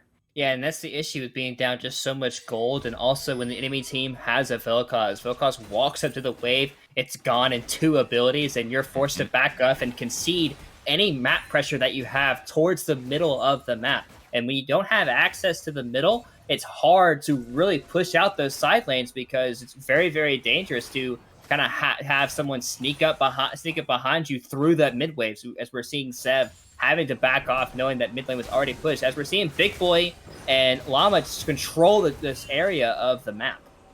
Yeah, really wanting to set up some strong vision control around this area. Dragon spawning in just under a minute here. Looks like they have full control of the area. Alternative will finish off this last control word. Dragon, or rather, it's Dragon. Blue buff will be taken. 1 more control word to go down. Yeah, now there's just really no hope for Dorado. I think that was a nice bit of diligence here from Hard Hat Zone, and that should right there just secure them the Dragon. They might have to push out another wave mid and bot, but following that, there's not really a way in here for Dorado Gaming. Yeah, Hard Hat Zone doing a really good job of dotting their I's, crossing their T's for this objective. It does look like while the objective control for the Dragon area is going the way of Hard Hat Zone, they could potentially use the Herald to try to gain back some of that pressure in the mid lane. They are in a decent position. Oh no, Reggie went forward, but he missed the Flag and Dragon. Now he's going to be in a world of pain himself. This is the combo coming forward. It's going to be the Moonfall into the Lifeform Disintegration Ray, and now the team fight will break out in full spin to win. Bennett goes forward. He's going to find another. He's got the resets. He's got the Undying Rage, and it's going to be a full-on wipe.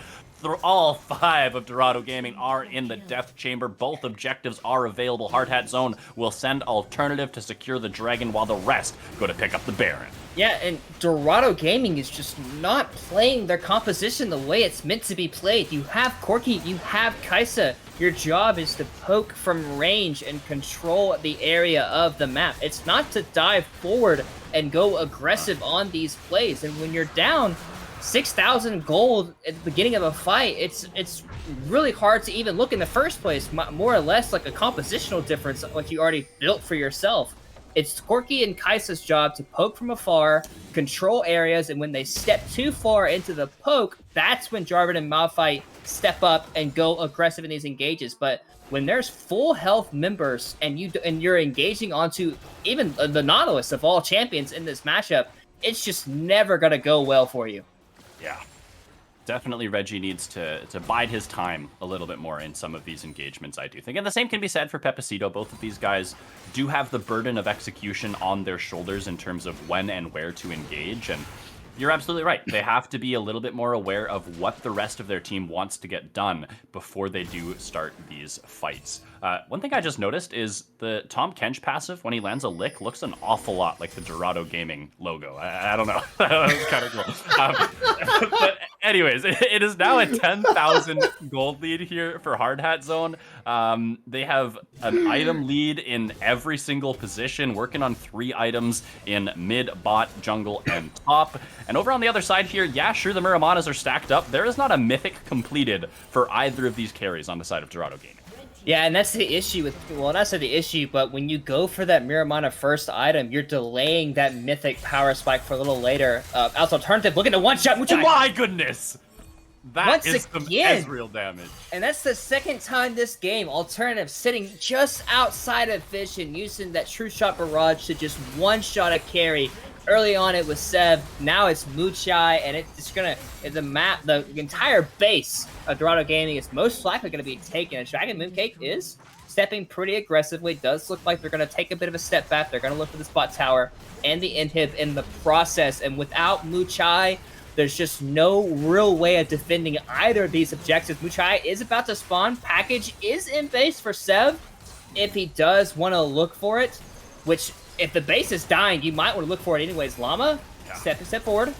Baron buff minions streaming in here, starting to take out these towers. The first one will be going down. Reggie and the rest of the team looking for an engagement here. Cataclysm onto Alternative, but he just presses E and is okay. Nice ultimate here from Pepecito. They want to go for Muchai into the backline. He's going to find one, but now he's knocked up, and Llama's there to clean up the Kaisa. Reggie in the middle. Bennett is too angry to die here once again. The Undying Rage is going to keep him alive. 6-0-4. The Rocket is not enough to give him his first death, and I think Hard Hat Zone have a victory in their eyes. The second Nexus turret will be the target here. Sev and Naysayer stand alone in their base. Llama wants to go to pad some KDA stats. Dragon Mooncake will be the one to fall. Llama gives his life as well, but they clean up one extra kill. They'll finish off the Nexus, and they will take a Game 1 victory.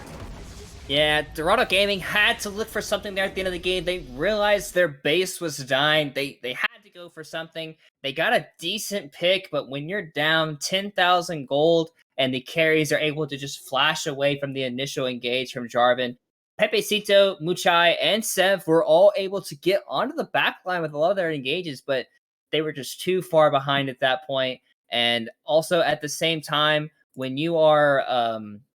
for Hard Hat Zone here, like I said, when this team is looking good, most of their games are about 20 to 25 minutes.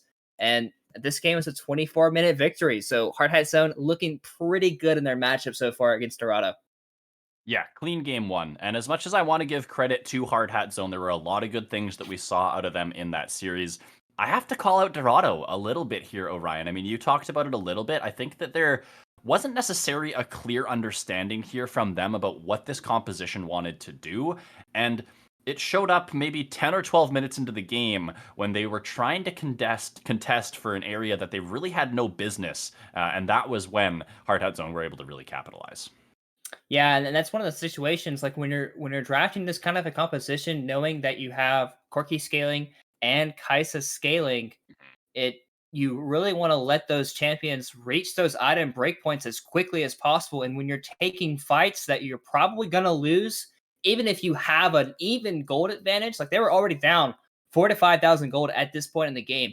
But for them, like you want to buy as much time as possible for these champions to kind of accelerate into the game where they're really, really strong. But if you are playing if you're playing this kind of like, if you're wanting to take these aggressive fights, pick champions that don't necessarily scale as hard, but pick champions that are those early to mid game champions that can allow you to play this way and find success. Don't pick the scaling Corki and the Kaisa if you want to be this aggressive team. Absolutely true. We'll see if Dorado can shore up a few of those mistakes, maybe make some adjustments coming into game 2. And speaking of, we are just going to take a short break here before we do jump back into the action. Give us a couple minutes, and we'll be right back with game 2.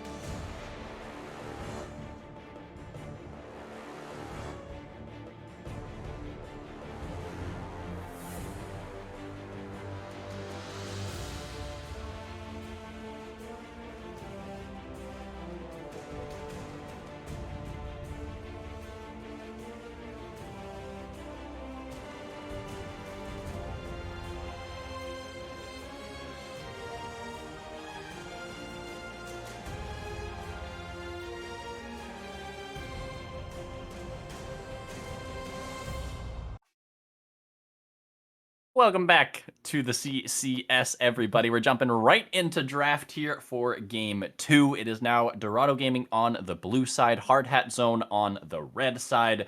My name is Lindor, here with Orion. And Orion, we're seeing some pretty similar bands here that we saw in game 1. Yep, it looks like it's the same 4 bands so far and also the same 5 bands for both teams. Curious to see how this There it draft is. ends up shaping out. The Vel'Koz very quickly picked up your Ooh. Dorado game. Something we mentioned earlier, that Sev is a big Vel'Koz player, a direct takeaway from Big Boy. So curious to see what Hard Hat Zone's adaptation is. Are they still going to slam the Nautilus here like they did for Hard Hat Zone, which Dragon Moon Cake, very solid Nautilus player. Guy's been popping off on it, and they could even just take away the Nautilus Kaisa that's been having so much power within their own camp. Diana, a pick coming here for R1. Llama, feeling that is a very strong pick for him in this matchup, so wanting to go ahead and secure that jungle pick here for them. As we have to wait a couple of seconds here to see what their last pick is, but probably a similar thing where they're going to look to be very aggressive. They want that. It's just the kind of style that Hard Hat Zone just really likes to play. Vel'Koz can kind of nullify that a little bit unless he just gets jumped on very, very quickly. And the Irelia already picked up here for Bennett, most likely, saying, hey, there's nothing this guy at top lane. He can, I don't care what his counter is, even though we're on red side. I'm just going to style on him anyways. Absolutely. I want to touch on this Vel'Koz pick a little bit, because for Dorado, this pick isn't as much as of a flex pick. So for Hard Hat Zone, they can pretty much expect it to go into the mid lane for sure. And maybe they even have something prepped up against it, because obviously, they wanted to take it away in game 1. Here, they choose not to ban it. So maybe they are prepared for this. We are seeing the Jinx come through from Dorado. Orion, you already talked a little bit about some of the changes and nerfs that we have seen thrown towards her, but still a very strong champion in its own right. Still scales just as hard as it ever has. Just suffers a little bit more in the early laning phases. For sure. And we haven't seen, the Nautilus picked up for Hard Hat Zone yet, which could be a potential takeaway here from Dorado Gaming if they really want to. Opting into a very powerful jungler on patch 12.5, the Udyr, the Kim Tank. It's kind of unfortunate. We're going kind of back to the meta that was like 8-9 months ago, where we saw Udyr hacker him every single game, but no surprise whatsoever. Nautilus locked in for Dragon Mooncake. Guy has been a very stellar Nautilus performer. And so far, I will say Dorado Gaming, with the champions they've locked in, they kind of have differences in what they really want to accomplish. Vel'Koz and Jinx kind of want to poke from range, stay very, very far. And Udyr really wants to get in there. And if Udyr is one of the only ones that's going to be looking to get in there, it can be a bit of a problem in terms of what Udyr actually wants to accomplish. Yeah, and that was kind of the problem that we talked about from them in game 1, was the fact that they didn't play towards their carries' win conditions and what their carries wanted to do in these fights. So, drafting like this, sure, the Udyr can be frontline, maybe can play a little bit more of a peel role as opposed to trying to get into the middle of things, but definitely not an ideal composition so far from Dorado. We'll see what they want to round it out with, and if maybe they can shore up some of the playstyle mistakes that we saw them make from game 1.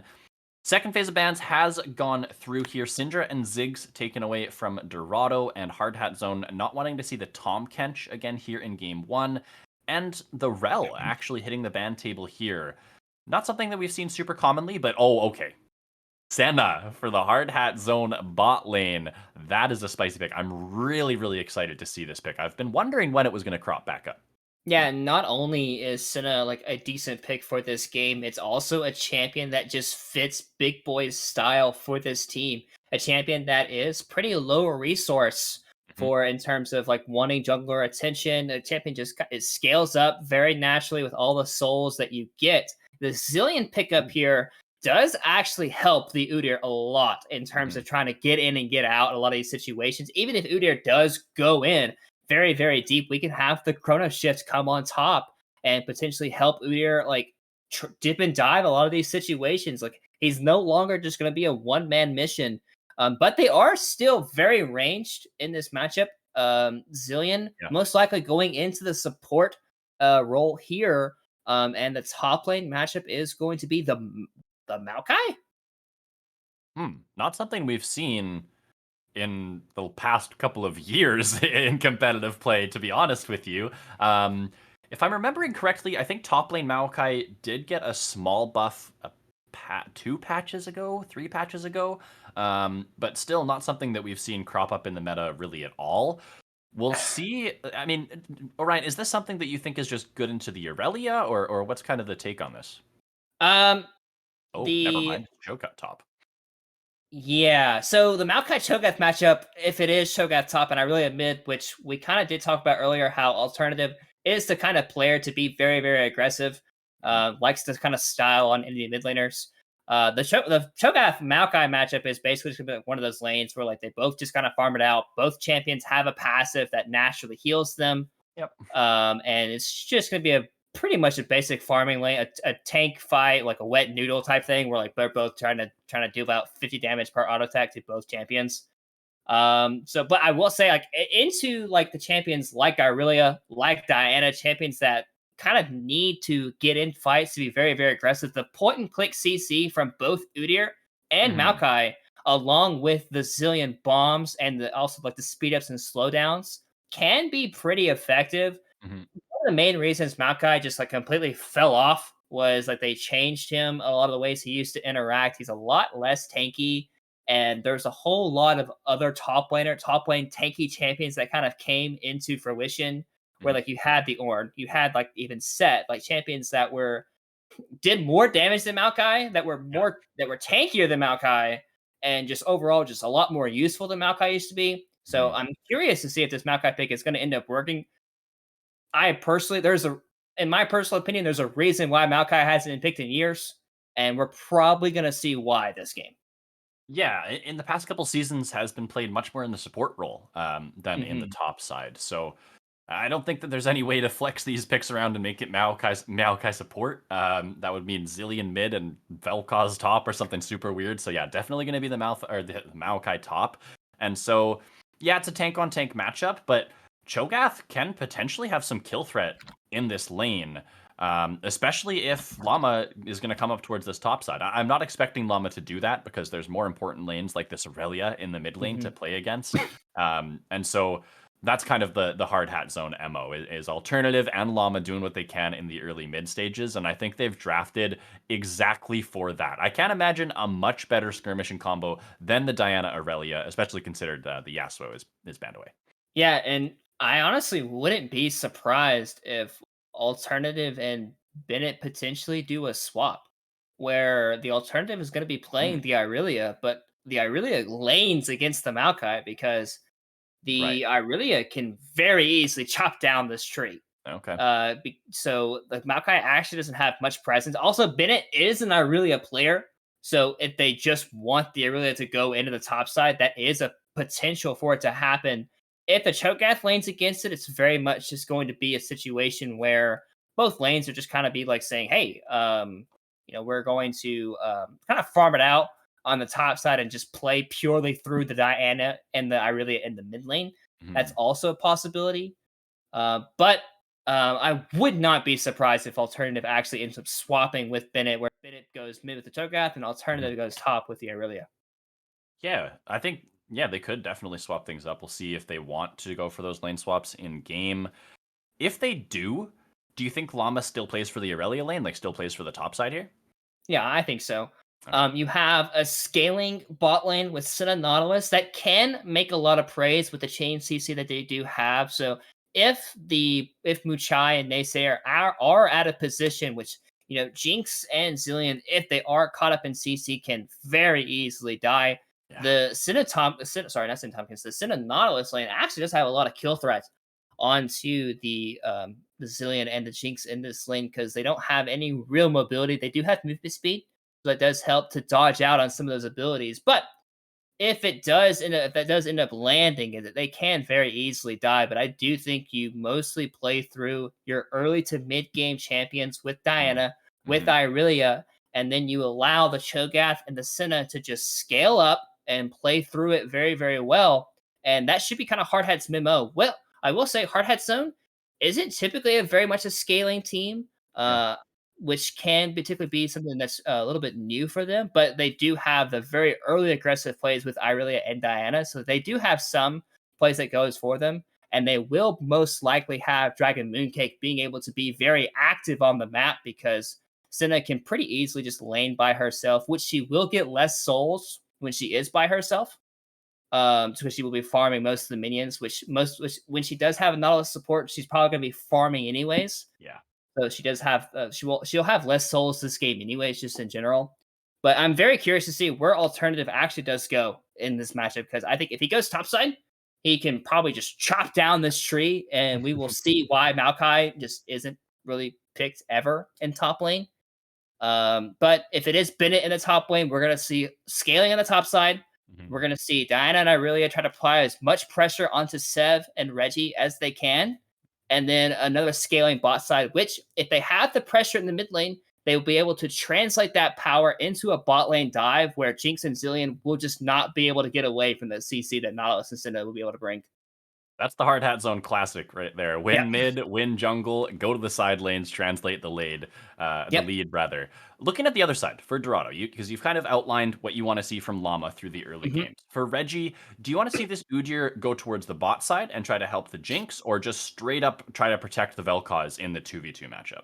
The one thing that Dorado does have is their composition is pretty easy to play. They have CC that like you can kind of layer it together, the point and click Udyr, the point and click Maokai snare, to where you can just kind of you can layer all the things together. And the Udyr early on damage with Phoenix Stance and Kim Tank, you actually do provide a lot of skirmishing power that you probably don't think Udyr actually has in terms of like thinking just what the champion's supposed to do.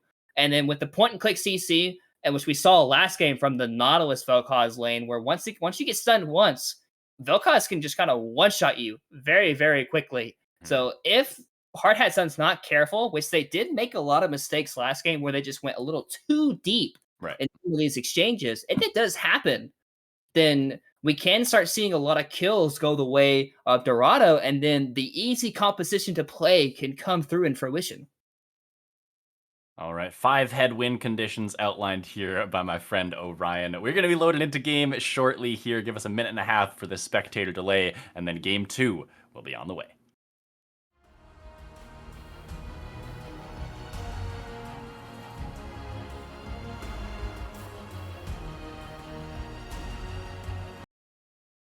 Everybody panic! Hold on! I'm about to say something really cool. 3, 41, 9, and lift off! No one dies screaming without me. I feel like I forgot to shoot something. You're starting to bore me. She's such a loser, always ready to cry. Ah, come on. What's the worst that could happen?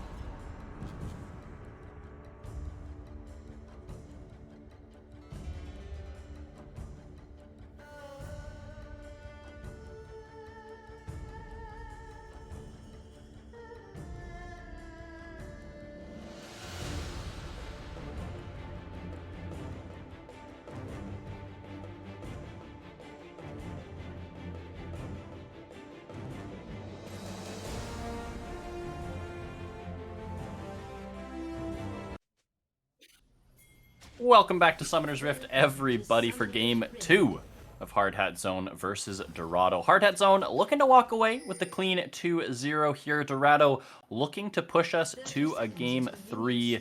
Level 1 shenanigans immediately spotted out here in the mid lane, so Dragon Mooncake and the squad aren't going to be able to find a level 1 invade.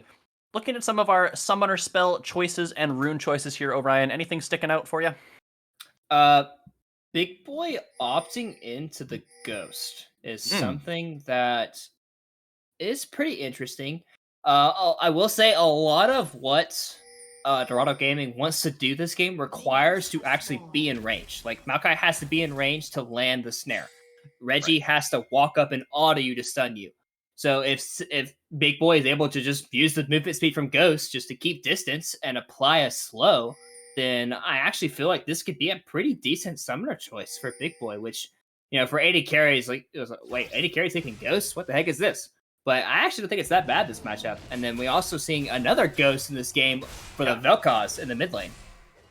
That one I don't like as much, but there are some things that, you know, you need to dodge away from. The Dredge line, the Rupture from Cho'Gath, and of course even the Root out of Senna and things like that. So we'll see what Dog Sev wants to do. It feels like a little bit anti-synergistic just because you press R and you stand still, and Ghost doesn't help you stand still fast, but we'll see what he can get done with that option, maybe just for a little bit of extra safety through the early game as well. But taking a look at these junglers, they are starting on opposite sides of the map. Both of these pretty typically full clear junglers, and we are going to see actually Alternative getting a nice level 2 trade here. Has the passive stacked up, gets the stun down.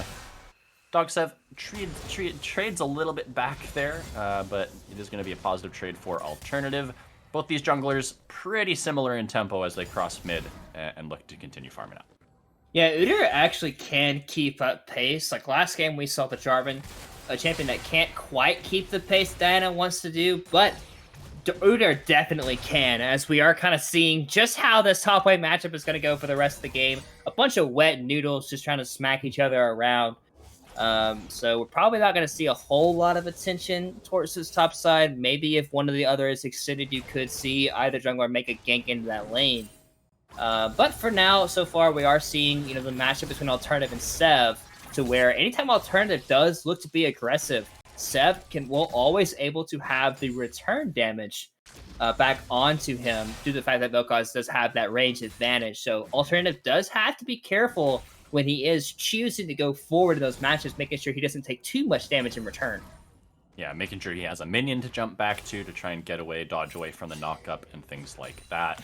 When he does have level 6, the kill threat obviously becomes much, much scarier here for the Aurelia, so needs to kind of weather the storm in this ranged or melee versus ranged matchup, and then look to get involved with Llama and when that ultimate is available. Does have the Ignite, so definitely an aggressive summoner spell choice there for Alternative, and playing the lane out aggressively here definitely has some confidence on this Aurelia pick. Yeah, this wave is pushing out here. Udyr is deciding to base in this matchup, not wanting to waste too much time as his camps are respawning on the top side of the map here. Same thing for Llama. Llama got a little bit sooner reset because Cho'Gath already had his wave pushed in and Alternative wasn't in a great position mid lane. So both junglers doing a complete full clear should arrive at the camp at a similar pace, but one jungler is seen on the ward, but the other team should have a general idea of where Diana is, as we are seeing landing the hook. Dredge line comes forward. Now they're going to trade the damage here onto Machai. The root comes through. Big Boy did eat quite a bit of damage traded back here, but overall a net positive trade for the Hard Hat Zone bot lane. They really just want to shove this wave under tower and then maybe even look for their first reset. Oh my goodness, Naysayer is ignited. Has to flash away. The flash from Big Boy. Not going to find the root. Machai now stepping forward, but definitely doesn't have any sort of lethal damage here. Llama is on the prowl in the bot side. See if he can get things done here. Yeah, Dredge line coming forward. Mooncake is going to grab it. Can they get the first blood? No, the tower will turn on to the Hard Hat Zone support, and he will go down. Can the redive come through here? Directed camera wants to look at the slap fest in the top side once again. It looks like Machai and Naysayer will find some solace under their tier 2 and take the first blood for themselves. Yeah, first blood does go their way, but at the same time, we are seeing Alternative go very aggressive. By Vel'Koz, the Ignite ticks away. Ghost and Flash used here for Sev, but he goes down nonetheless. Yeah, and not only do they get? So obviously Dragon Mooncake did happen to fall in that bot side, but a lot of XP and a lot of minions were denied to that tower. So while they did get a kill, they actually don't necessarily get a huge win off of that play, because Alternative able to get a kill of his own in the mid lane, and with the pressure that they had pushing away Muchai and Naysayer from that bot side, it does result in a dragon as well on top of that. Yeah, First Blood is traded in the mid lane here. Alternative able to pick up the kill, but like you say, the objective going over to Hard Hat Zone with the priority they do have on the Rift currently. That's going to be a nice start for them. Looking at across at some of these lane matchups, Reggie actually is going to be in the top side going for a gank here. That's going to be the root coming through. Bennett on this Cho'Gath has the flash available, is trying to walk his way out for the time being. That's going to be a nice rupture into the flash. Reggie on the chase. Flash Bear slap. Can't find it. The feast comes through. A couple of really poorly executed dives here are the difference in this game, but Sev with the roam to the top side will equal. Well, Alternative is in the river, though. He's looking for that topside play. They're not actually face-checking that river bush, so it does mean that Sev is going to be okay in that situation. But Bennett, understanding that the tower would do just enough damage for Feast to get a kill in that play. So really well done by Bennett there. Salvaging that kind of play. Wave was pushing against him. He knew that he had to make something happen there. Reggie going just a little too deep, getting a kill traded back, and ultimately it is a very even trade. Definitely is. Level 6s coming through here for solo lanes and junglers. Llama is the first of the two jungle roamers to try and pick that level 6 up. Reggie will be well on the way. I'm sure 1 or 2 more camps and he'll be there. Midside, Alternative still clearing out these waves aggressively when he stacks up that Aurelia passive, looking for aggressive trades. But Orion, you're absolutely right. Sev can really use that range advantage to trade it back. And so other than that, first kill going over, it is Sev still able to pick up these waves fairly confidently. And I would say most of the lead here for Hard Hat Zone, I mean, they don't have a lead on the broad scale. The gold lead is still, or the gold is still very even. But the couple of plates that they're getting here onto Big Boy is so huge for the scaling of this bot lane. And not only that, but once again, a lot of minions are dying straight away to the tower. They are able to get towards the lane because they had to send Sev and Reggie into the bot side. But Alternative is looking for a cheeky play. I'm pretty sure that word was supposed to go over the wall, but he's kind of misclicked that one up slightly a little bit. But Dragon Mooncake is active on the map. There are a lot of pings on bot side saying, hey, he is away from lane. Please be careful. But so far, not a whole lot of Alternative is looking. Vanguard's edge into the stun with the flawless duet is going to grab the kill. Look at the lifesteal coming through with some of those Qs plus the Aurelia passive. Incredibly well played mechanically there from Alternative. Yeah, and that was just really well done by Alternative, like you said. Being able to land multiple Qs onto the Vel'Koz, resetting the fact that he could get multiple dashes. And not only that, but being able to dash back to the couple of minions that were just barely alive. Being able to secure the fact that not only does he get the kill, but he gets away with his own life, further increasing his lead in this game as he is getting even closer to finishing a pretty big item for him. Once he gets that first item of the game, he will be sitting very nice and pretty on this Vel'Koz, who still does not have flashback up. Yeah, still about 30 or 40 seconds on that cooldown for Sev, and honestly, the Ghost really hasn't provided a lot in this mid lane matchup for the Vel'Koz, unfortunately. The amount of gap close that Alternative has, it doesn't matter how fast you run, he's still just going to cast those Qs and get right on top of you. So fantastic job from the Hard Hat Zone mid laner. Is the majority of the lead here for them so far. Is about 400 gold up of the Vel'Koz, which is not a lot considering that he is 2-0, but for an Aurelia into a ranged matchup, that's a pretty dang good start.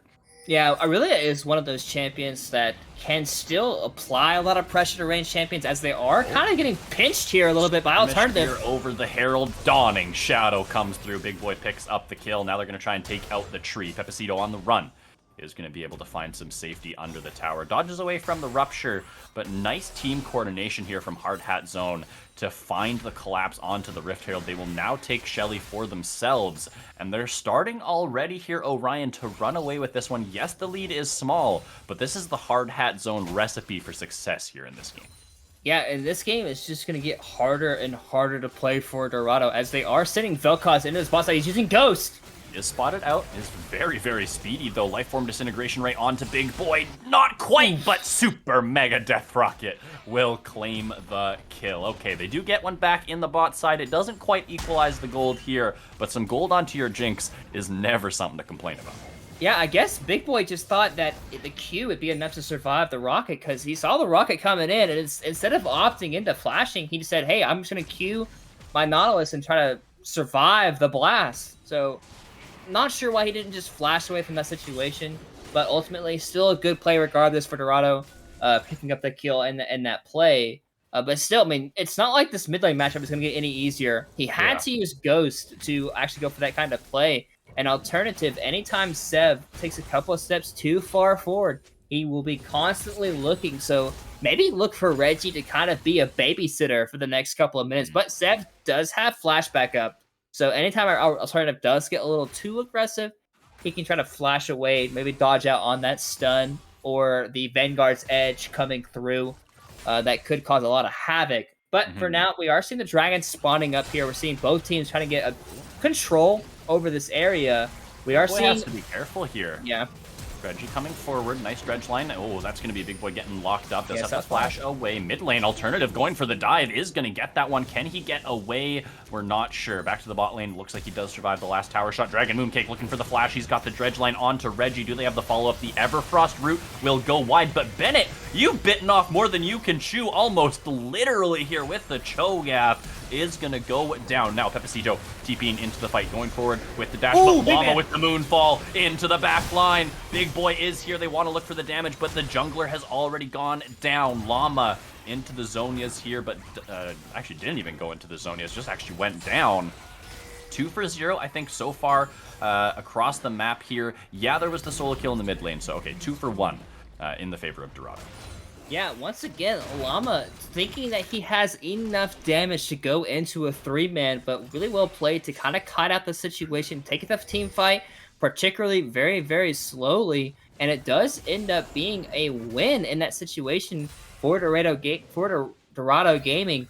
They do lose the tower on the boss side due to the Herald and already the tower just being so chunked low by Big Boy and Dragon Mooncake.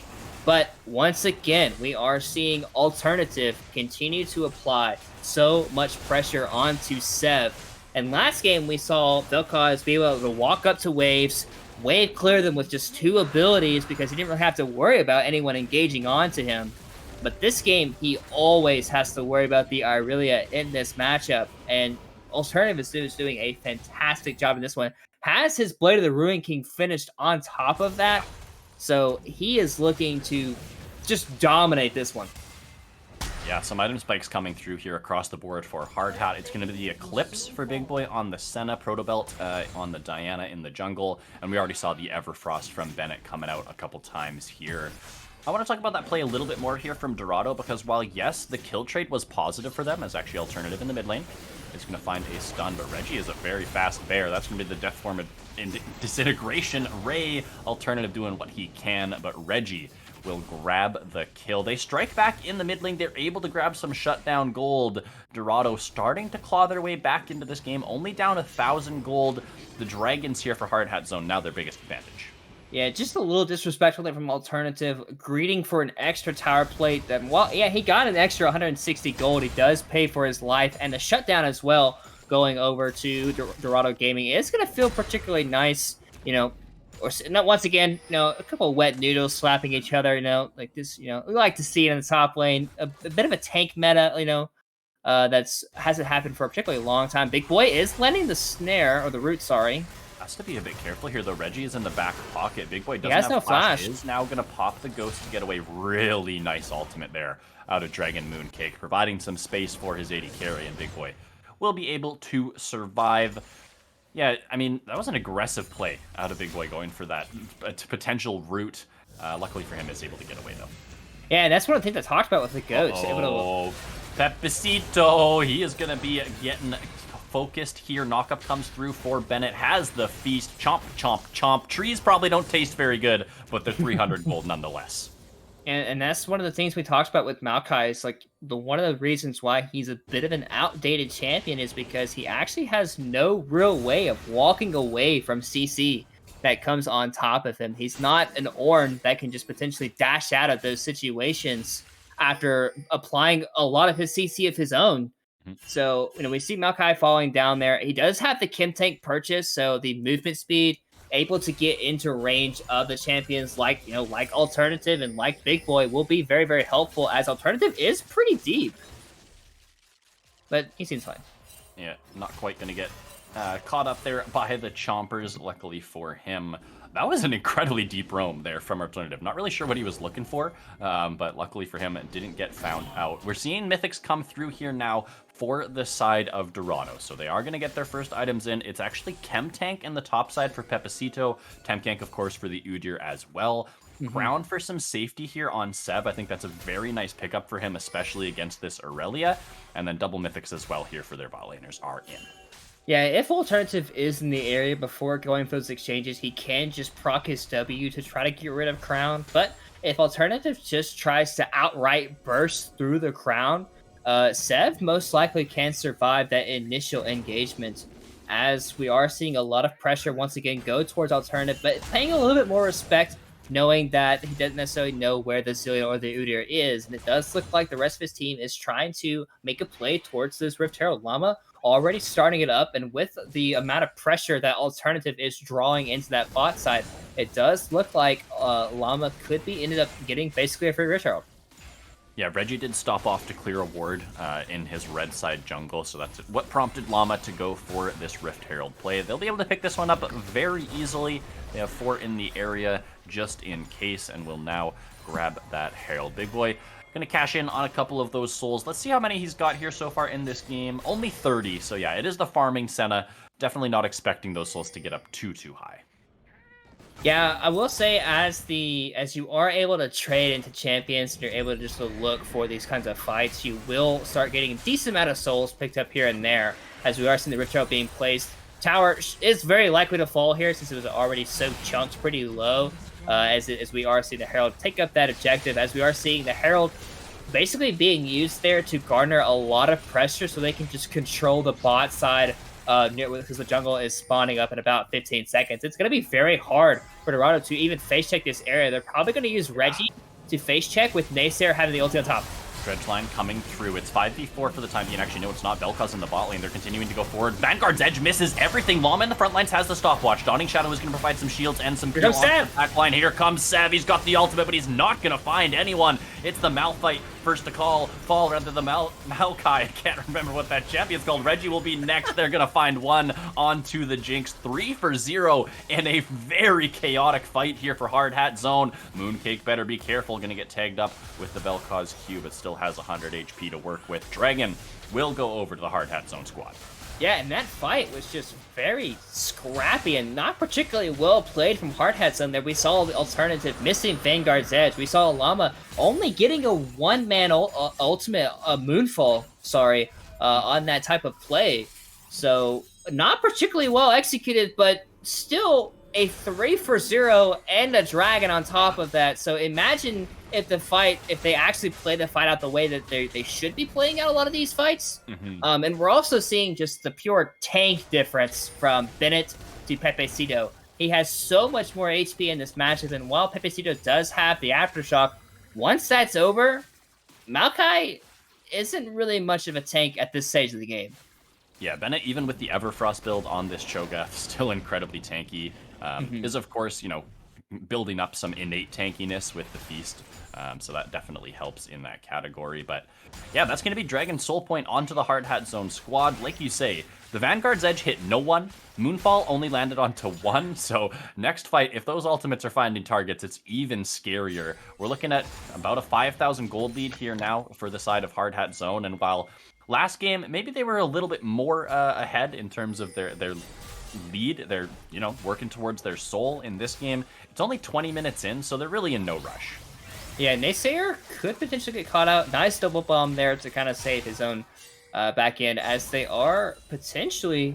There are some pings on this Baron. It is 20 minutes, so the Baron take isn't going to be all that great. But if no one face checks this area, this could be a very early Baron for Hardhat Zone. We are seeing some pings come down, though. We are seeing TP is also being invested. Bennett does not have TP. This is a 5v4. They need to leave the area. Do they want to fight, though? They want to go forward. Vanguard's Edge is going to find one, but look at the disintegration ray from the side. Seb's going to find one. They're going to continue going forward. They're going to find another couple. Alternative on the run. He will be the next to fall, and Hard Hat Zone have all but gift-wrapped the Baron for Dorado Gaming. Yeah, and that's going to be a 21-minute Baron for Dorado Gaming.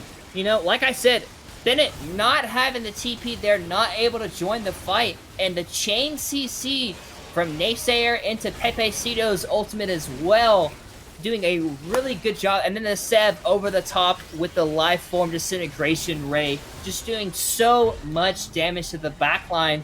And a 5v4, even though, like, obviously Hard Hat Zone was winning this game, the gold is going to swing right back to Dorado Gaming because they have a lot of standing gold to pick up. They have all 3 outer towers remaining.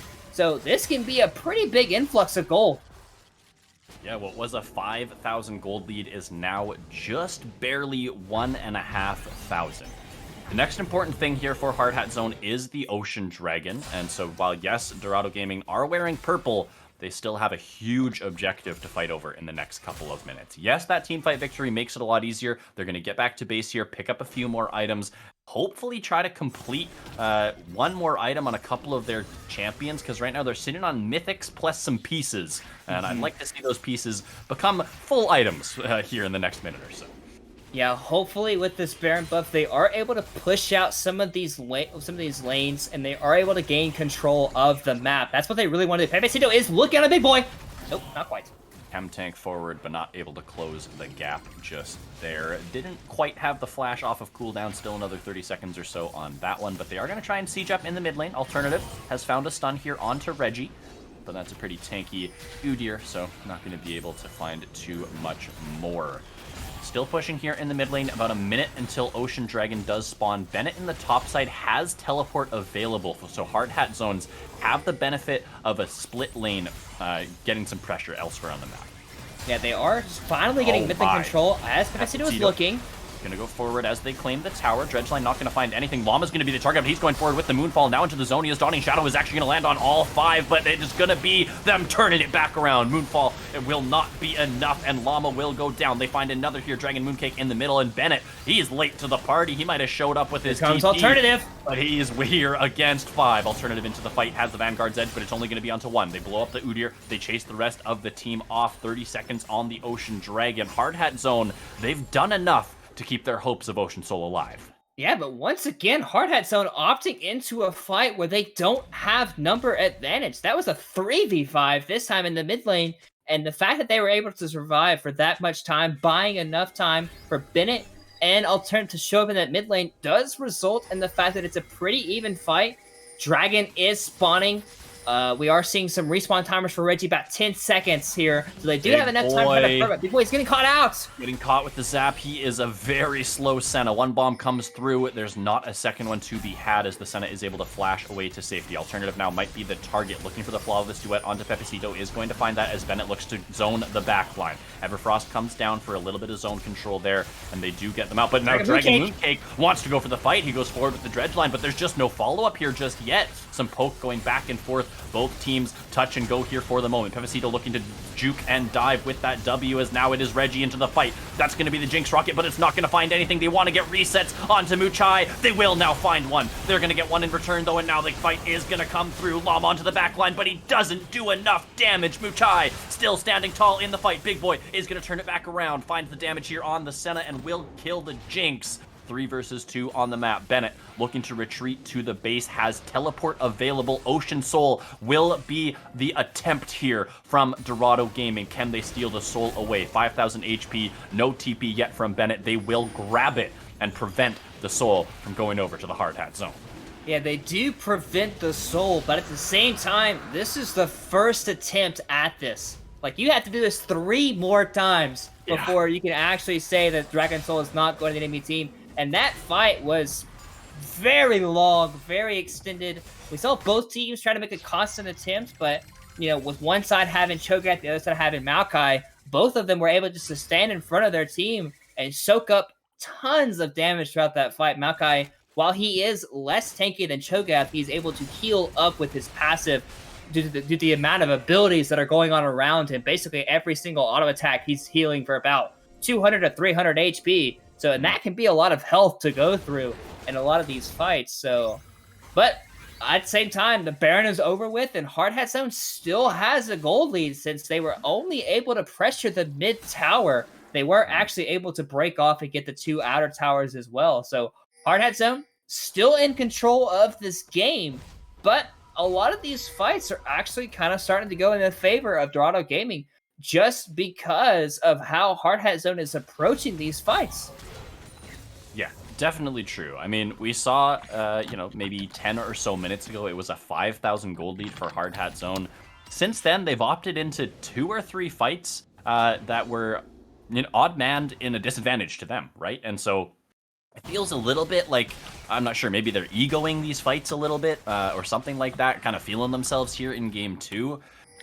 Limit testing, if you want to put it in those terms. But yeah, I mean, Dorado able to capitalize on a couple of those mistakes. Now we've got Sev here with his second item completed, the Horizon Focus on top of this 10-stack Dark Seal. And I have to say, that fight for Dorado Gaming, while yes, they walked away technically winning the skirmish, I think it could have gone a lot better for them. If Muchai had landed that Super Mega Death Rocket and had it finish off the target they were trying to kill, those Jinx resets come through even earlier, and I think Muchai just absolutely takes over a situation like that. Yeah, and that's one of the reasons why Jinx has been such a powerful pick in the meta. While she did get some nerfs to her laning phase, she is still the same scaling, long-range attack damage carry that, if you are not careful, will just run over fights. As we are seeing the Baron respawn back off the map, and we are seeing Reggie go super fast. Yeah, Alternative's going to get bear slapped, he's going to get stunned, he's going to get double bombed, he's going to get the Vanguard's edge in, but look at this CC chain. Shield Bow comes through, Bennett wants to TP to try and help out his mid laner, but he's not going to be here in time. That's going to be the Zillion ultimate used onto Reggie, now looking very, very low as that does wear off. It's just shutdown gold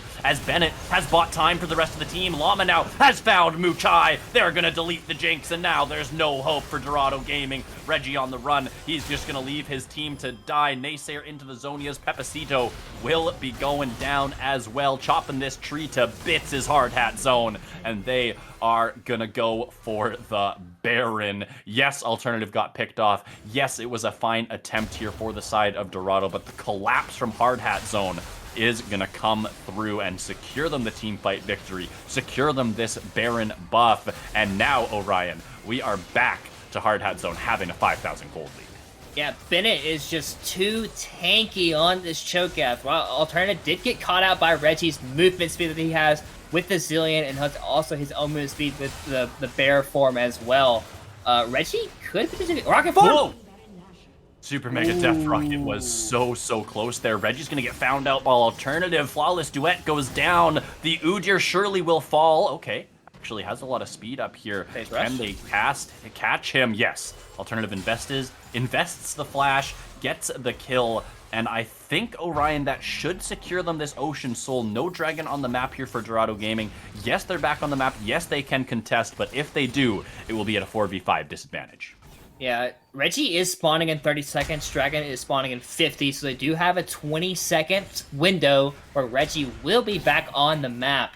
So maybe he's able to get in the area, and maybe Pepacito will just be able to like face check into the air, because he is decently tanky now. He does have 2 items, so he will be able to face check with the Zillion as well, helping him out in those situations. But it's gonna be up to Hardhat Zone to not let them in this area. Dragon Mooncake's already looking.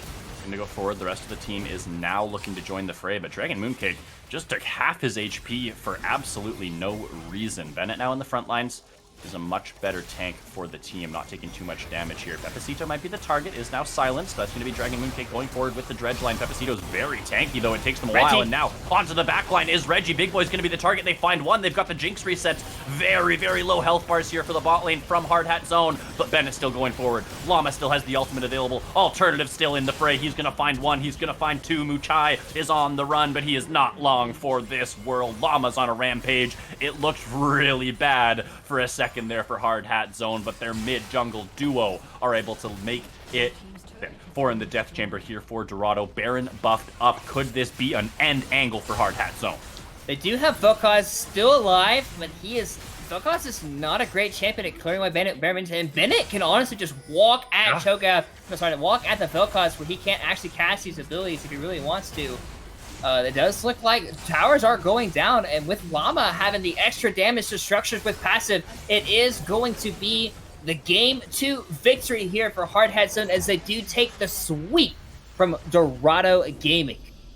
They surely do. Hard Hat Zone, they find an extra team fight there at the end, and they realize, hey, we can just push it in and end the game, and they do exactly that. I have to say, Orion, Hard Hat Zone, while they did look good for, maybe 80% of this series, that other 20% was a little bit questionable. Some of those fights that they were going for, definitely not something you might recommend to a team. And some of those mid-game scenarios against a better team than Dorado, I think they might struggle a little bit. Yeah, it definitely could be one of the reasons why Hard Hat Zone has dropped the 2 games so far, and they're slightly going a little bit under DNX. We had the Baron situation where they fought a 4v5, even though Bennett did not have TP, just not expecting the Maokai's TP to come through. And then even in the mid lane, they decided to go for a 3v5, knowing that Bennett and Alternative could potentially collapse onto them. So while that fight was a 1-for-1, opting into a 3v5 is probably never a really good situation, especially when, obviously, if you're trying to buy time for your team, and maybe if Bennett was in the area, if he was able to just walk at them, since the Cho'Gath was just so tanky this game, the guy was practically unkillable. Yeah. It was pretty crazy to watch, honestly. Just the tank difference from Maokai and Cho'Gath, like I said earlier, there's a reason why Maokai just isn't really picked, and there's just so many better tank options out there in the meta right now. Just that Maokai is just way too outdated. I'm just gonna be honest with you. So hopefully he's able to change in some way in the future, able to help him get back to because Maokai used to be the staple for tank top laners. Oh yeah, but that was also 4 to 5 years ago. So. It sure was. All right, well, Hard Hat Zone are able to take the 2-0 victory here against Dorado. That means they cement themselves as the second place team here. Only DNX sit between them and a potential first place here in the Wednesday conference. We are going to grab one of the Hard Hat Zone players for an interview here in just a couple moments. So give us a couple minutes to set that up, and we'll be back with an interview.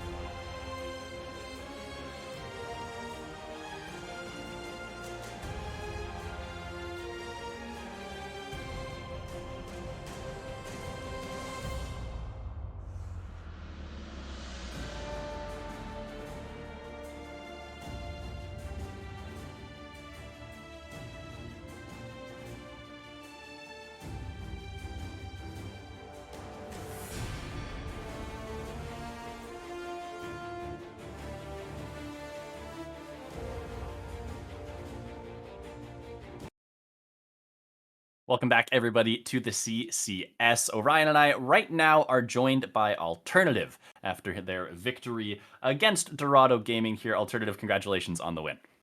Thanks so much. Thanks for having me.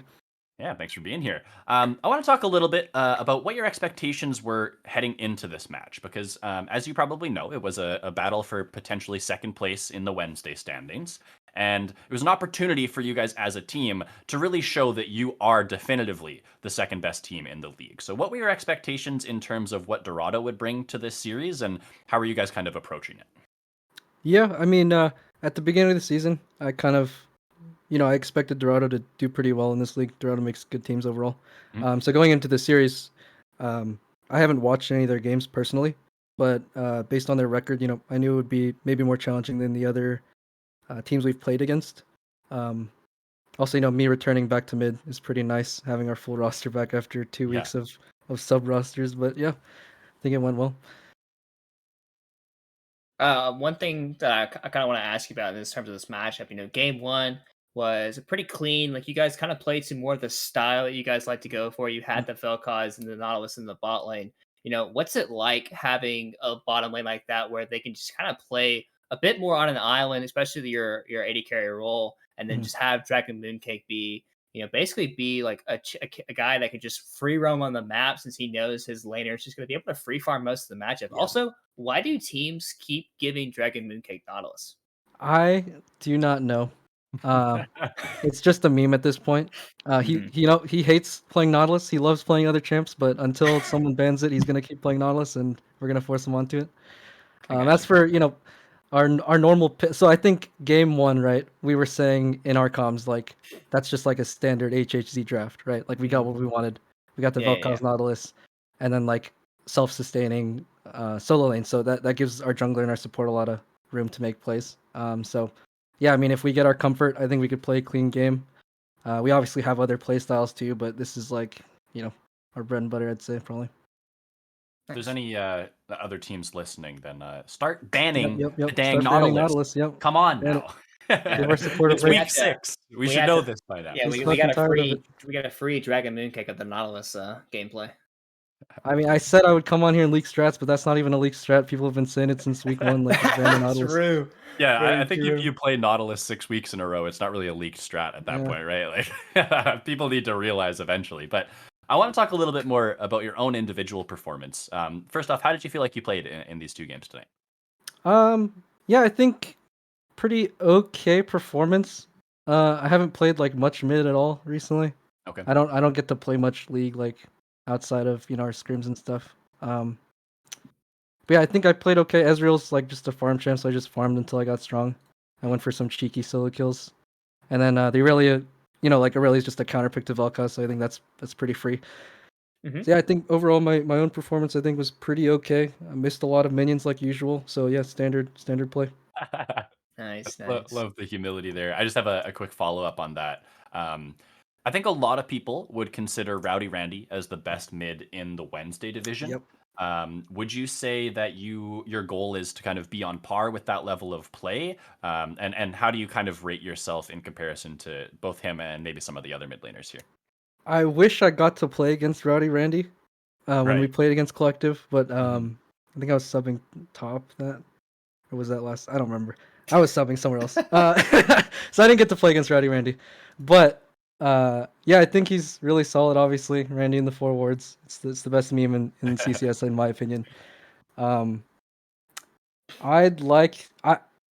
not super confident, right? Like, I know I got some issues, and everyone else knows I got some issues. They're fucking dogging on my Kai'Sa builds and shit. I don't give a fuck.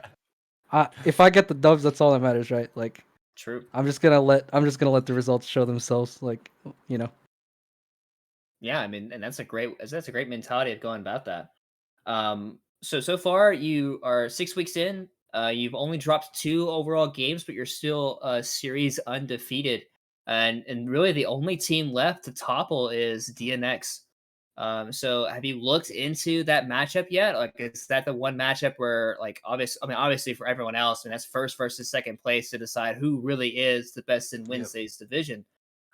So what do you think some of their key points are for that team, and what are you guys looking to do to kind of, really take it to them in that matchup? we kind of take it one game at a time. So I'll be honest, I haven't looked into DNX like at all. Mhm. Yeah, you don't play Based them on until like week 9. right. So I personally don't know exactly how they play. Besides what I've heard from other people, I know their top side is like pretty sick. Their bot side sometimes loses to better bots. I'm really confident in my team overall. I think we play a solid game across the map. Obviously we make blunders, but a lot of them are like macro blunders, not necessarily like individual. Um, so yeah, if we play our game, I think we're pretty confident going into playing against DNX. Obviously DNX is a great team; they've shown that. But yeah, we'll just have to see when we get there. You mentioned a little bit in there that you maybe have some macro stuff that y'all need to work on as a team. In that game, or in that game 2 specifically, I think there are definitely a few fights that you guys seem to just opt into, regardless of the fact that you Yeah. knew you were, 3v5 or 4v5. Yeah. In talking to Llama in the past when he was on the CC zone and stuff like that, I kind of get the impression that you guys like to have a lot of fun when you're playing together, even if it is stage matches. Was that kind of that element for you guys coming out, or what was kind of happening in those moments? Uh, I wouldn't call it fun. We're not like giggling and laughing as we're fucking Throwing? messing up these engages, but we do have a lot of fun overall. But it's mostly after plays work that we have our fun. So yeah, when we make mistakes, they're apparent. We want to fix them, and there's a lot of apparent mistakes in the game too. Yeah, good to know that you're working towards shoring some of those up. Orion, do you have any last thoughts here? Yeah, I was just gonna ask, as we are approaching, the end of the regular season, we only got a couple weeks left. Are you confident that you're just gonna run away with the season, go undefeated in terms of the matches, or is obviously besides DNX in your schedule, is there one team that you Mhm. think can challenge you in the rest of the schedule, or do you think it's just gonna be you versus DNX for who can go undefeated? As of right now, everything we've seen against people we've played against, other matchups that we've seen against other teams, I think DNX is our main hurdle right now. I don't really see that much of an issue against the other teams. I know a couple of them are picking up, their pace going into playoffs, so it could be a different story then. But yeah, the rest of the season here, we're just looking forward to our last match against DNX, I'd say. All right. Good to hear. I know I'm looking forward to that matchup as well. Same. Should be a banger. Before we go, Llama, I've done this the last couple of weeks. I'm going to put you on the spot a little bit here. I have yet to award an MVP for the series tonight. So if you had to pick a member of your squad who really performed well tonight, who would you give it to? It's got to be Bennett. I think a lot of people could agree. Going Yeah. into this matchup, Pepicito is the player to watch. He's been pulling it through for Dorado, and I know there's a lot of Bennett doubters, but I think he's solidified himself as a really, really he's a god. I don't know. He smurfed both games. He popped off, and he definitely carried us through second game through all our mistakes.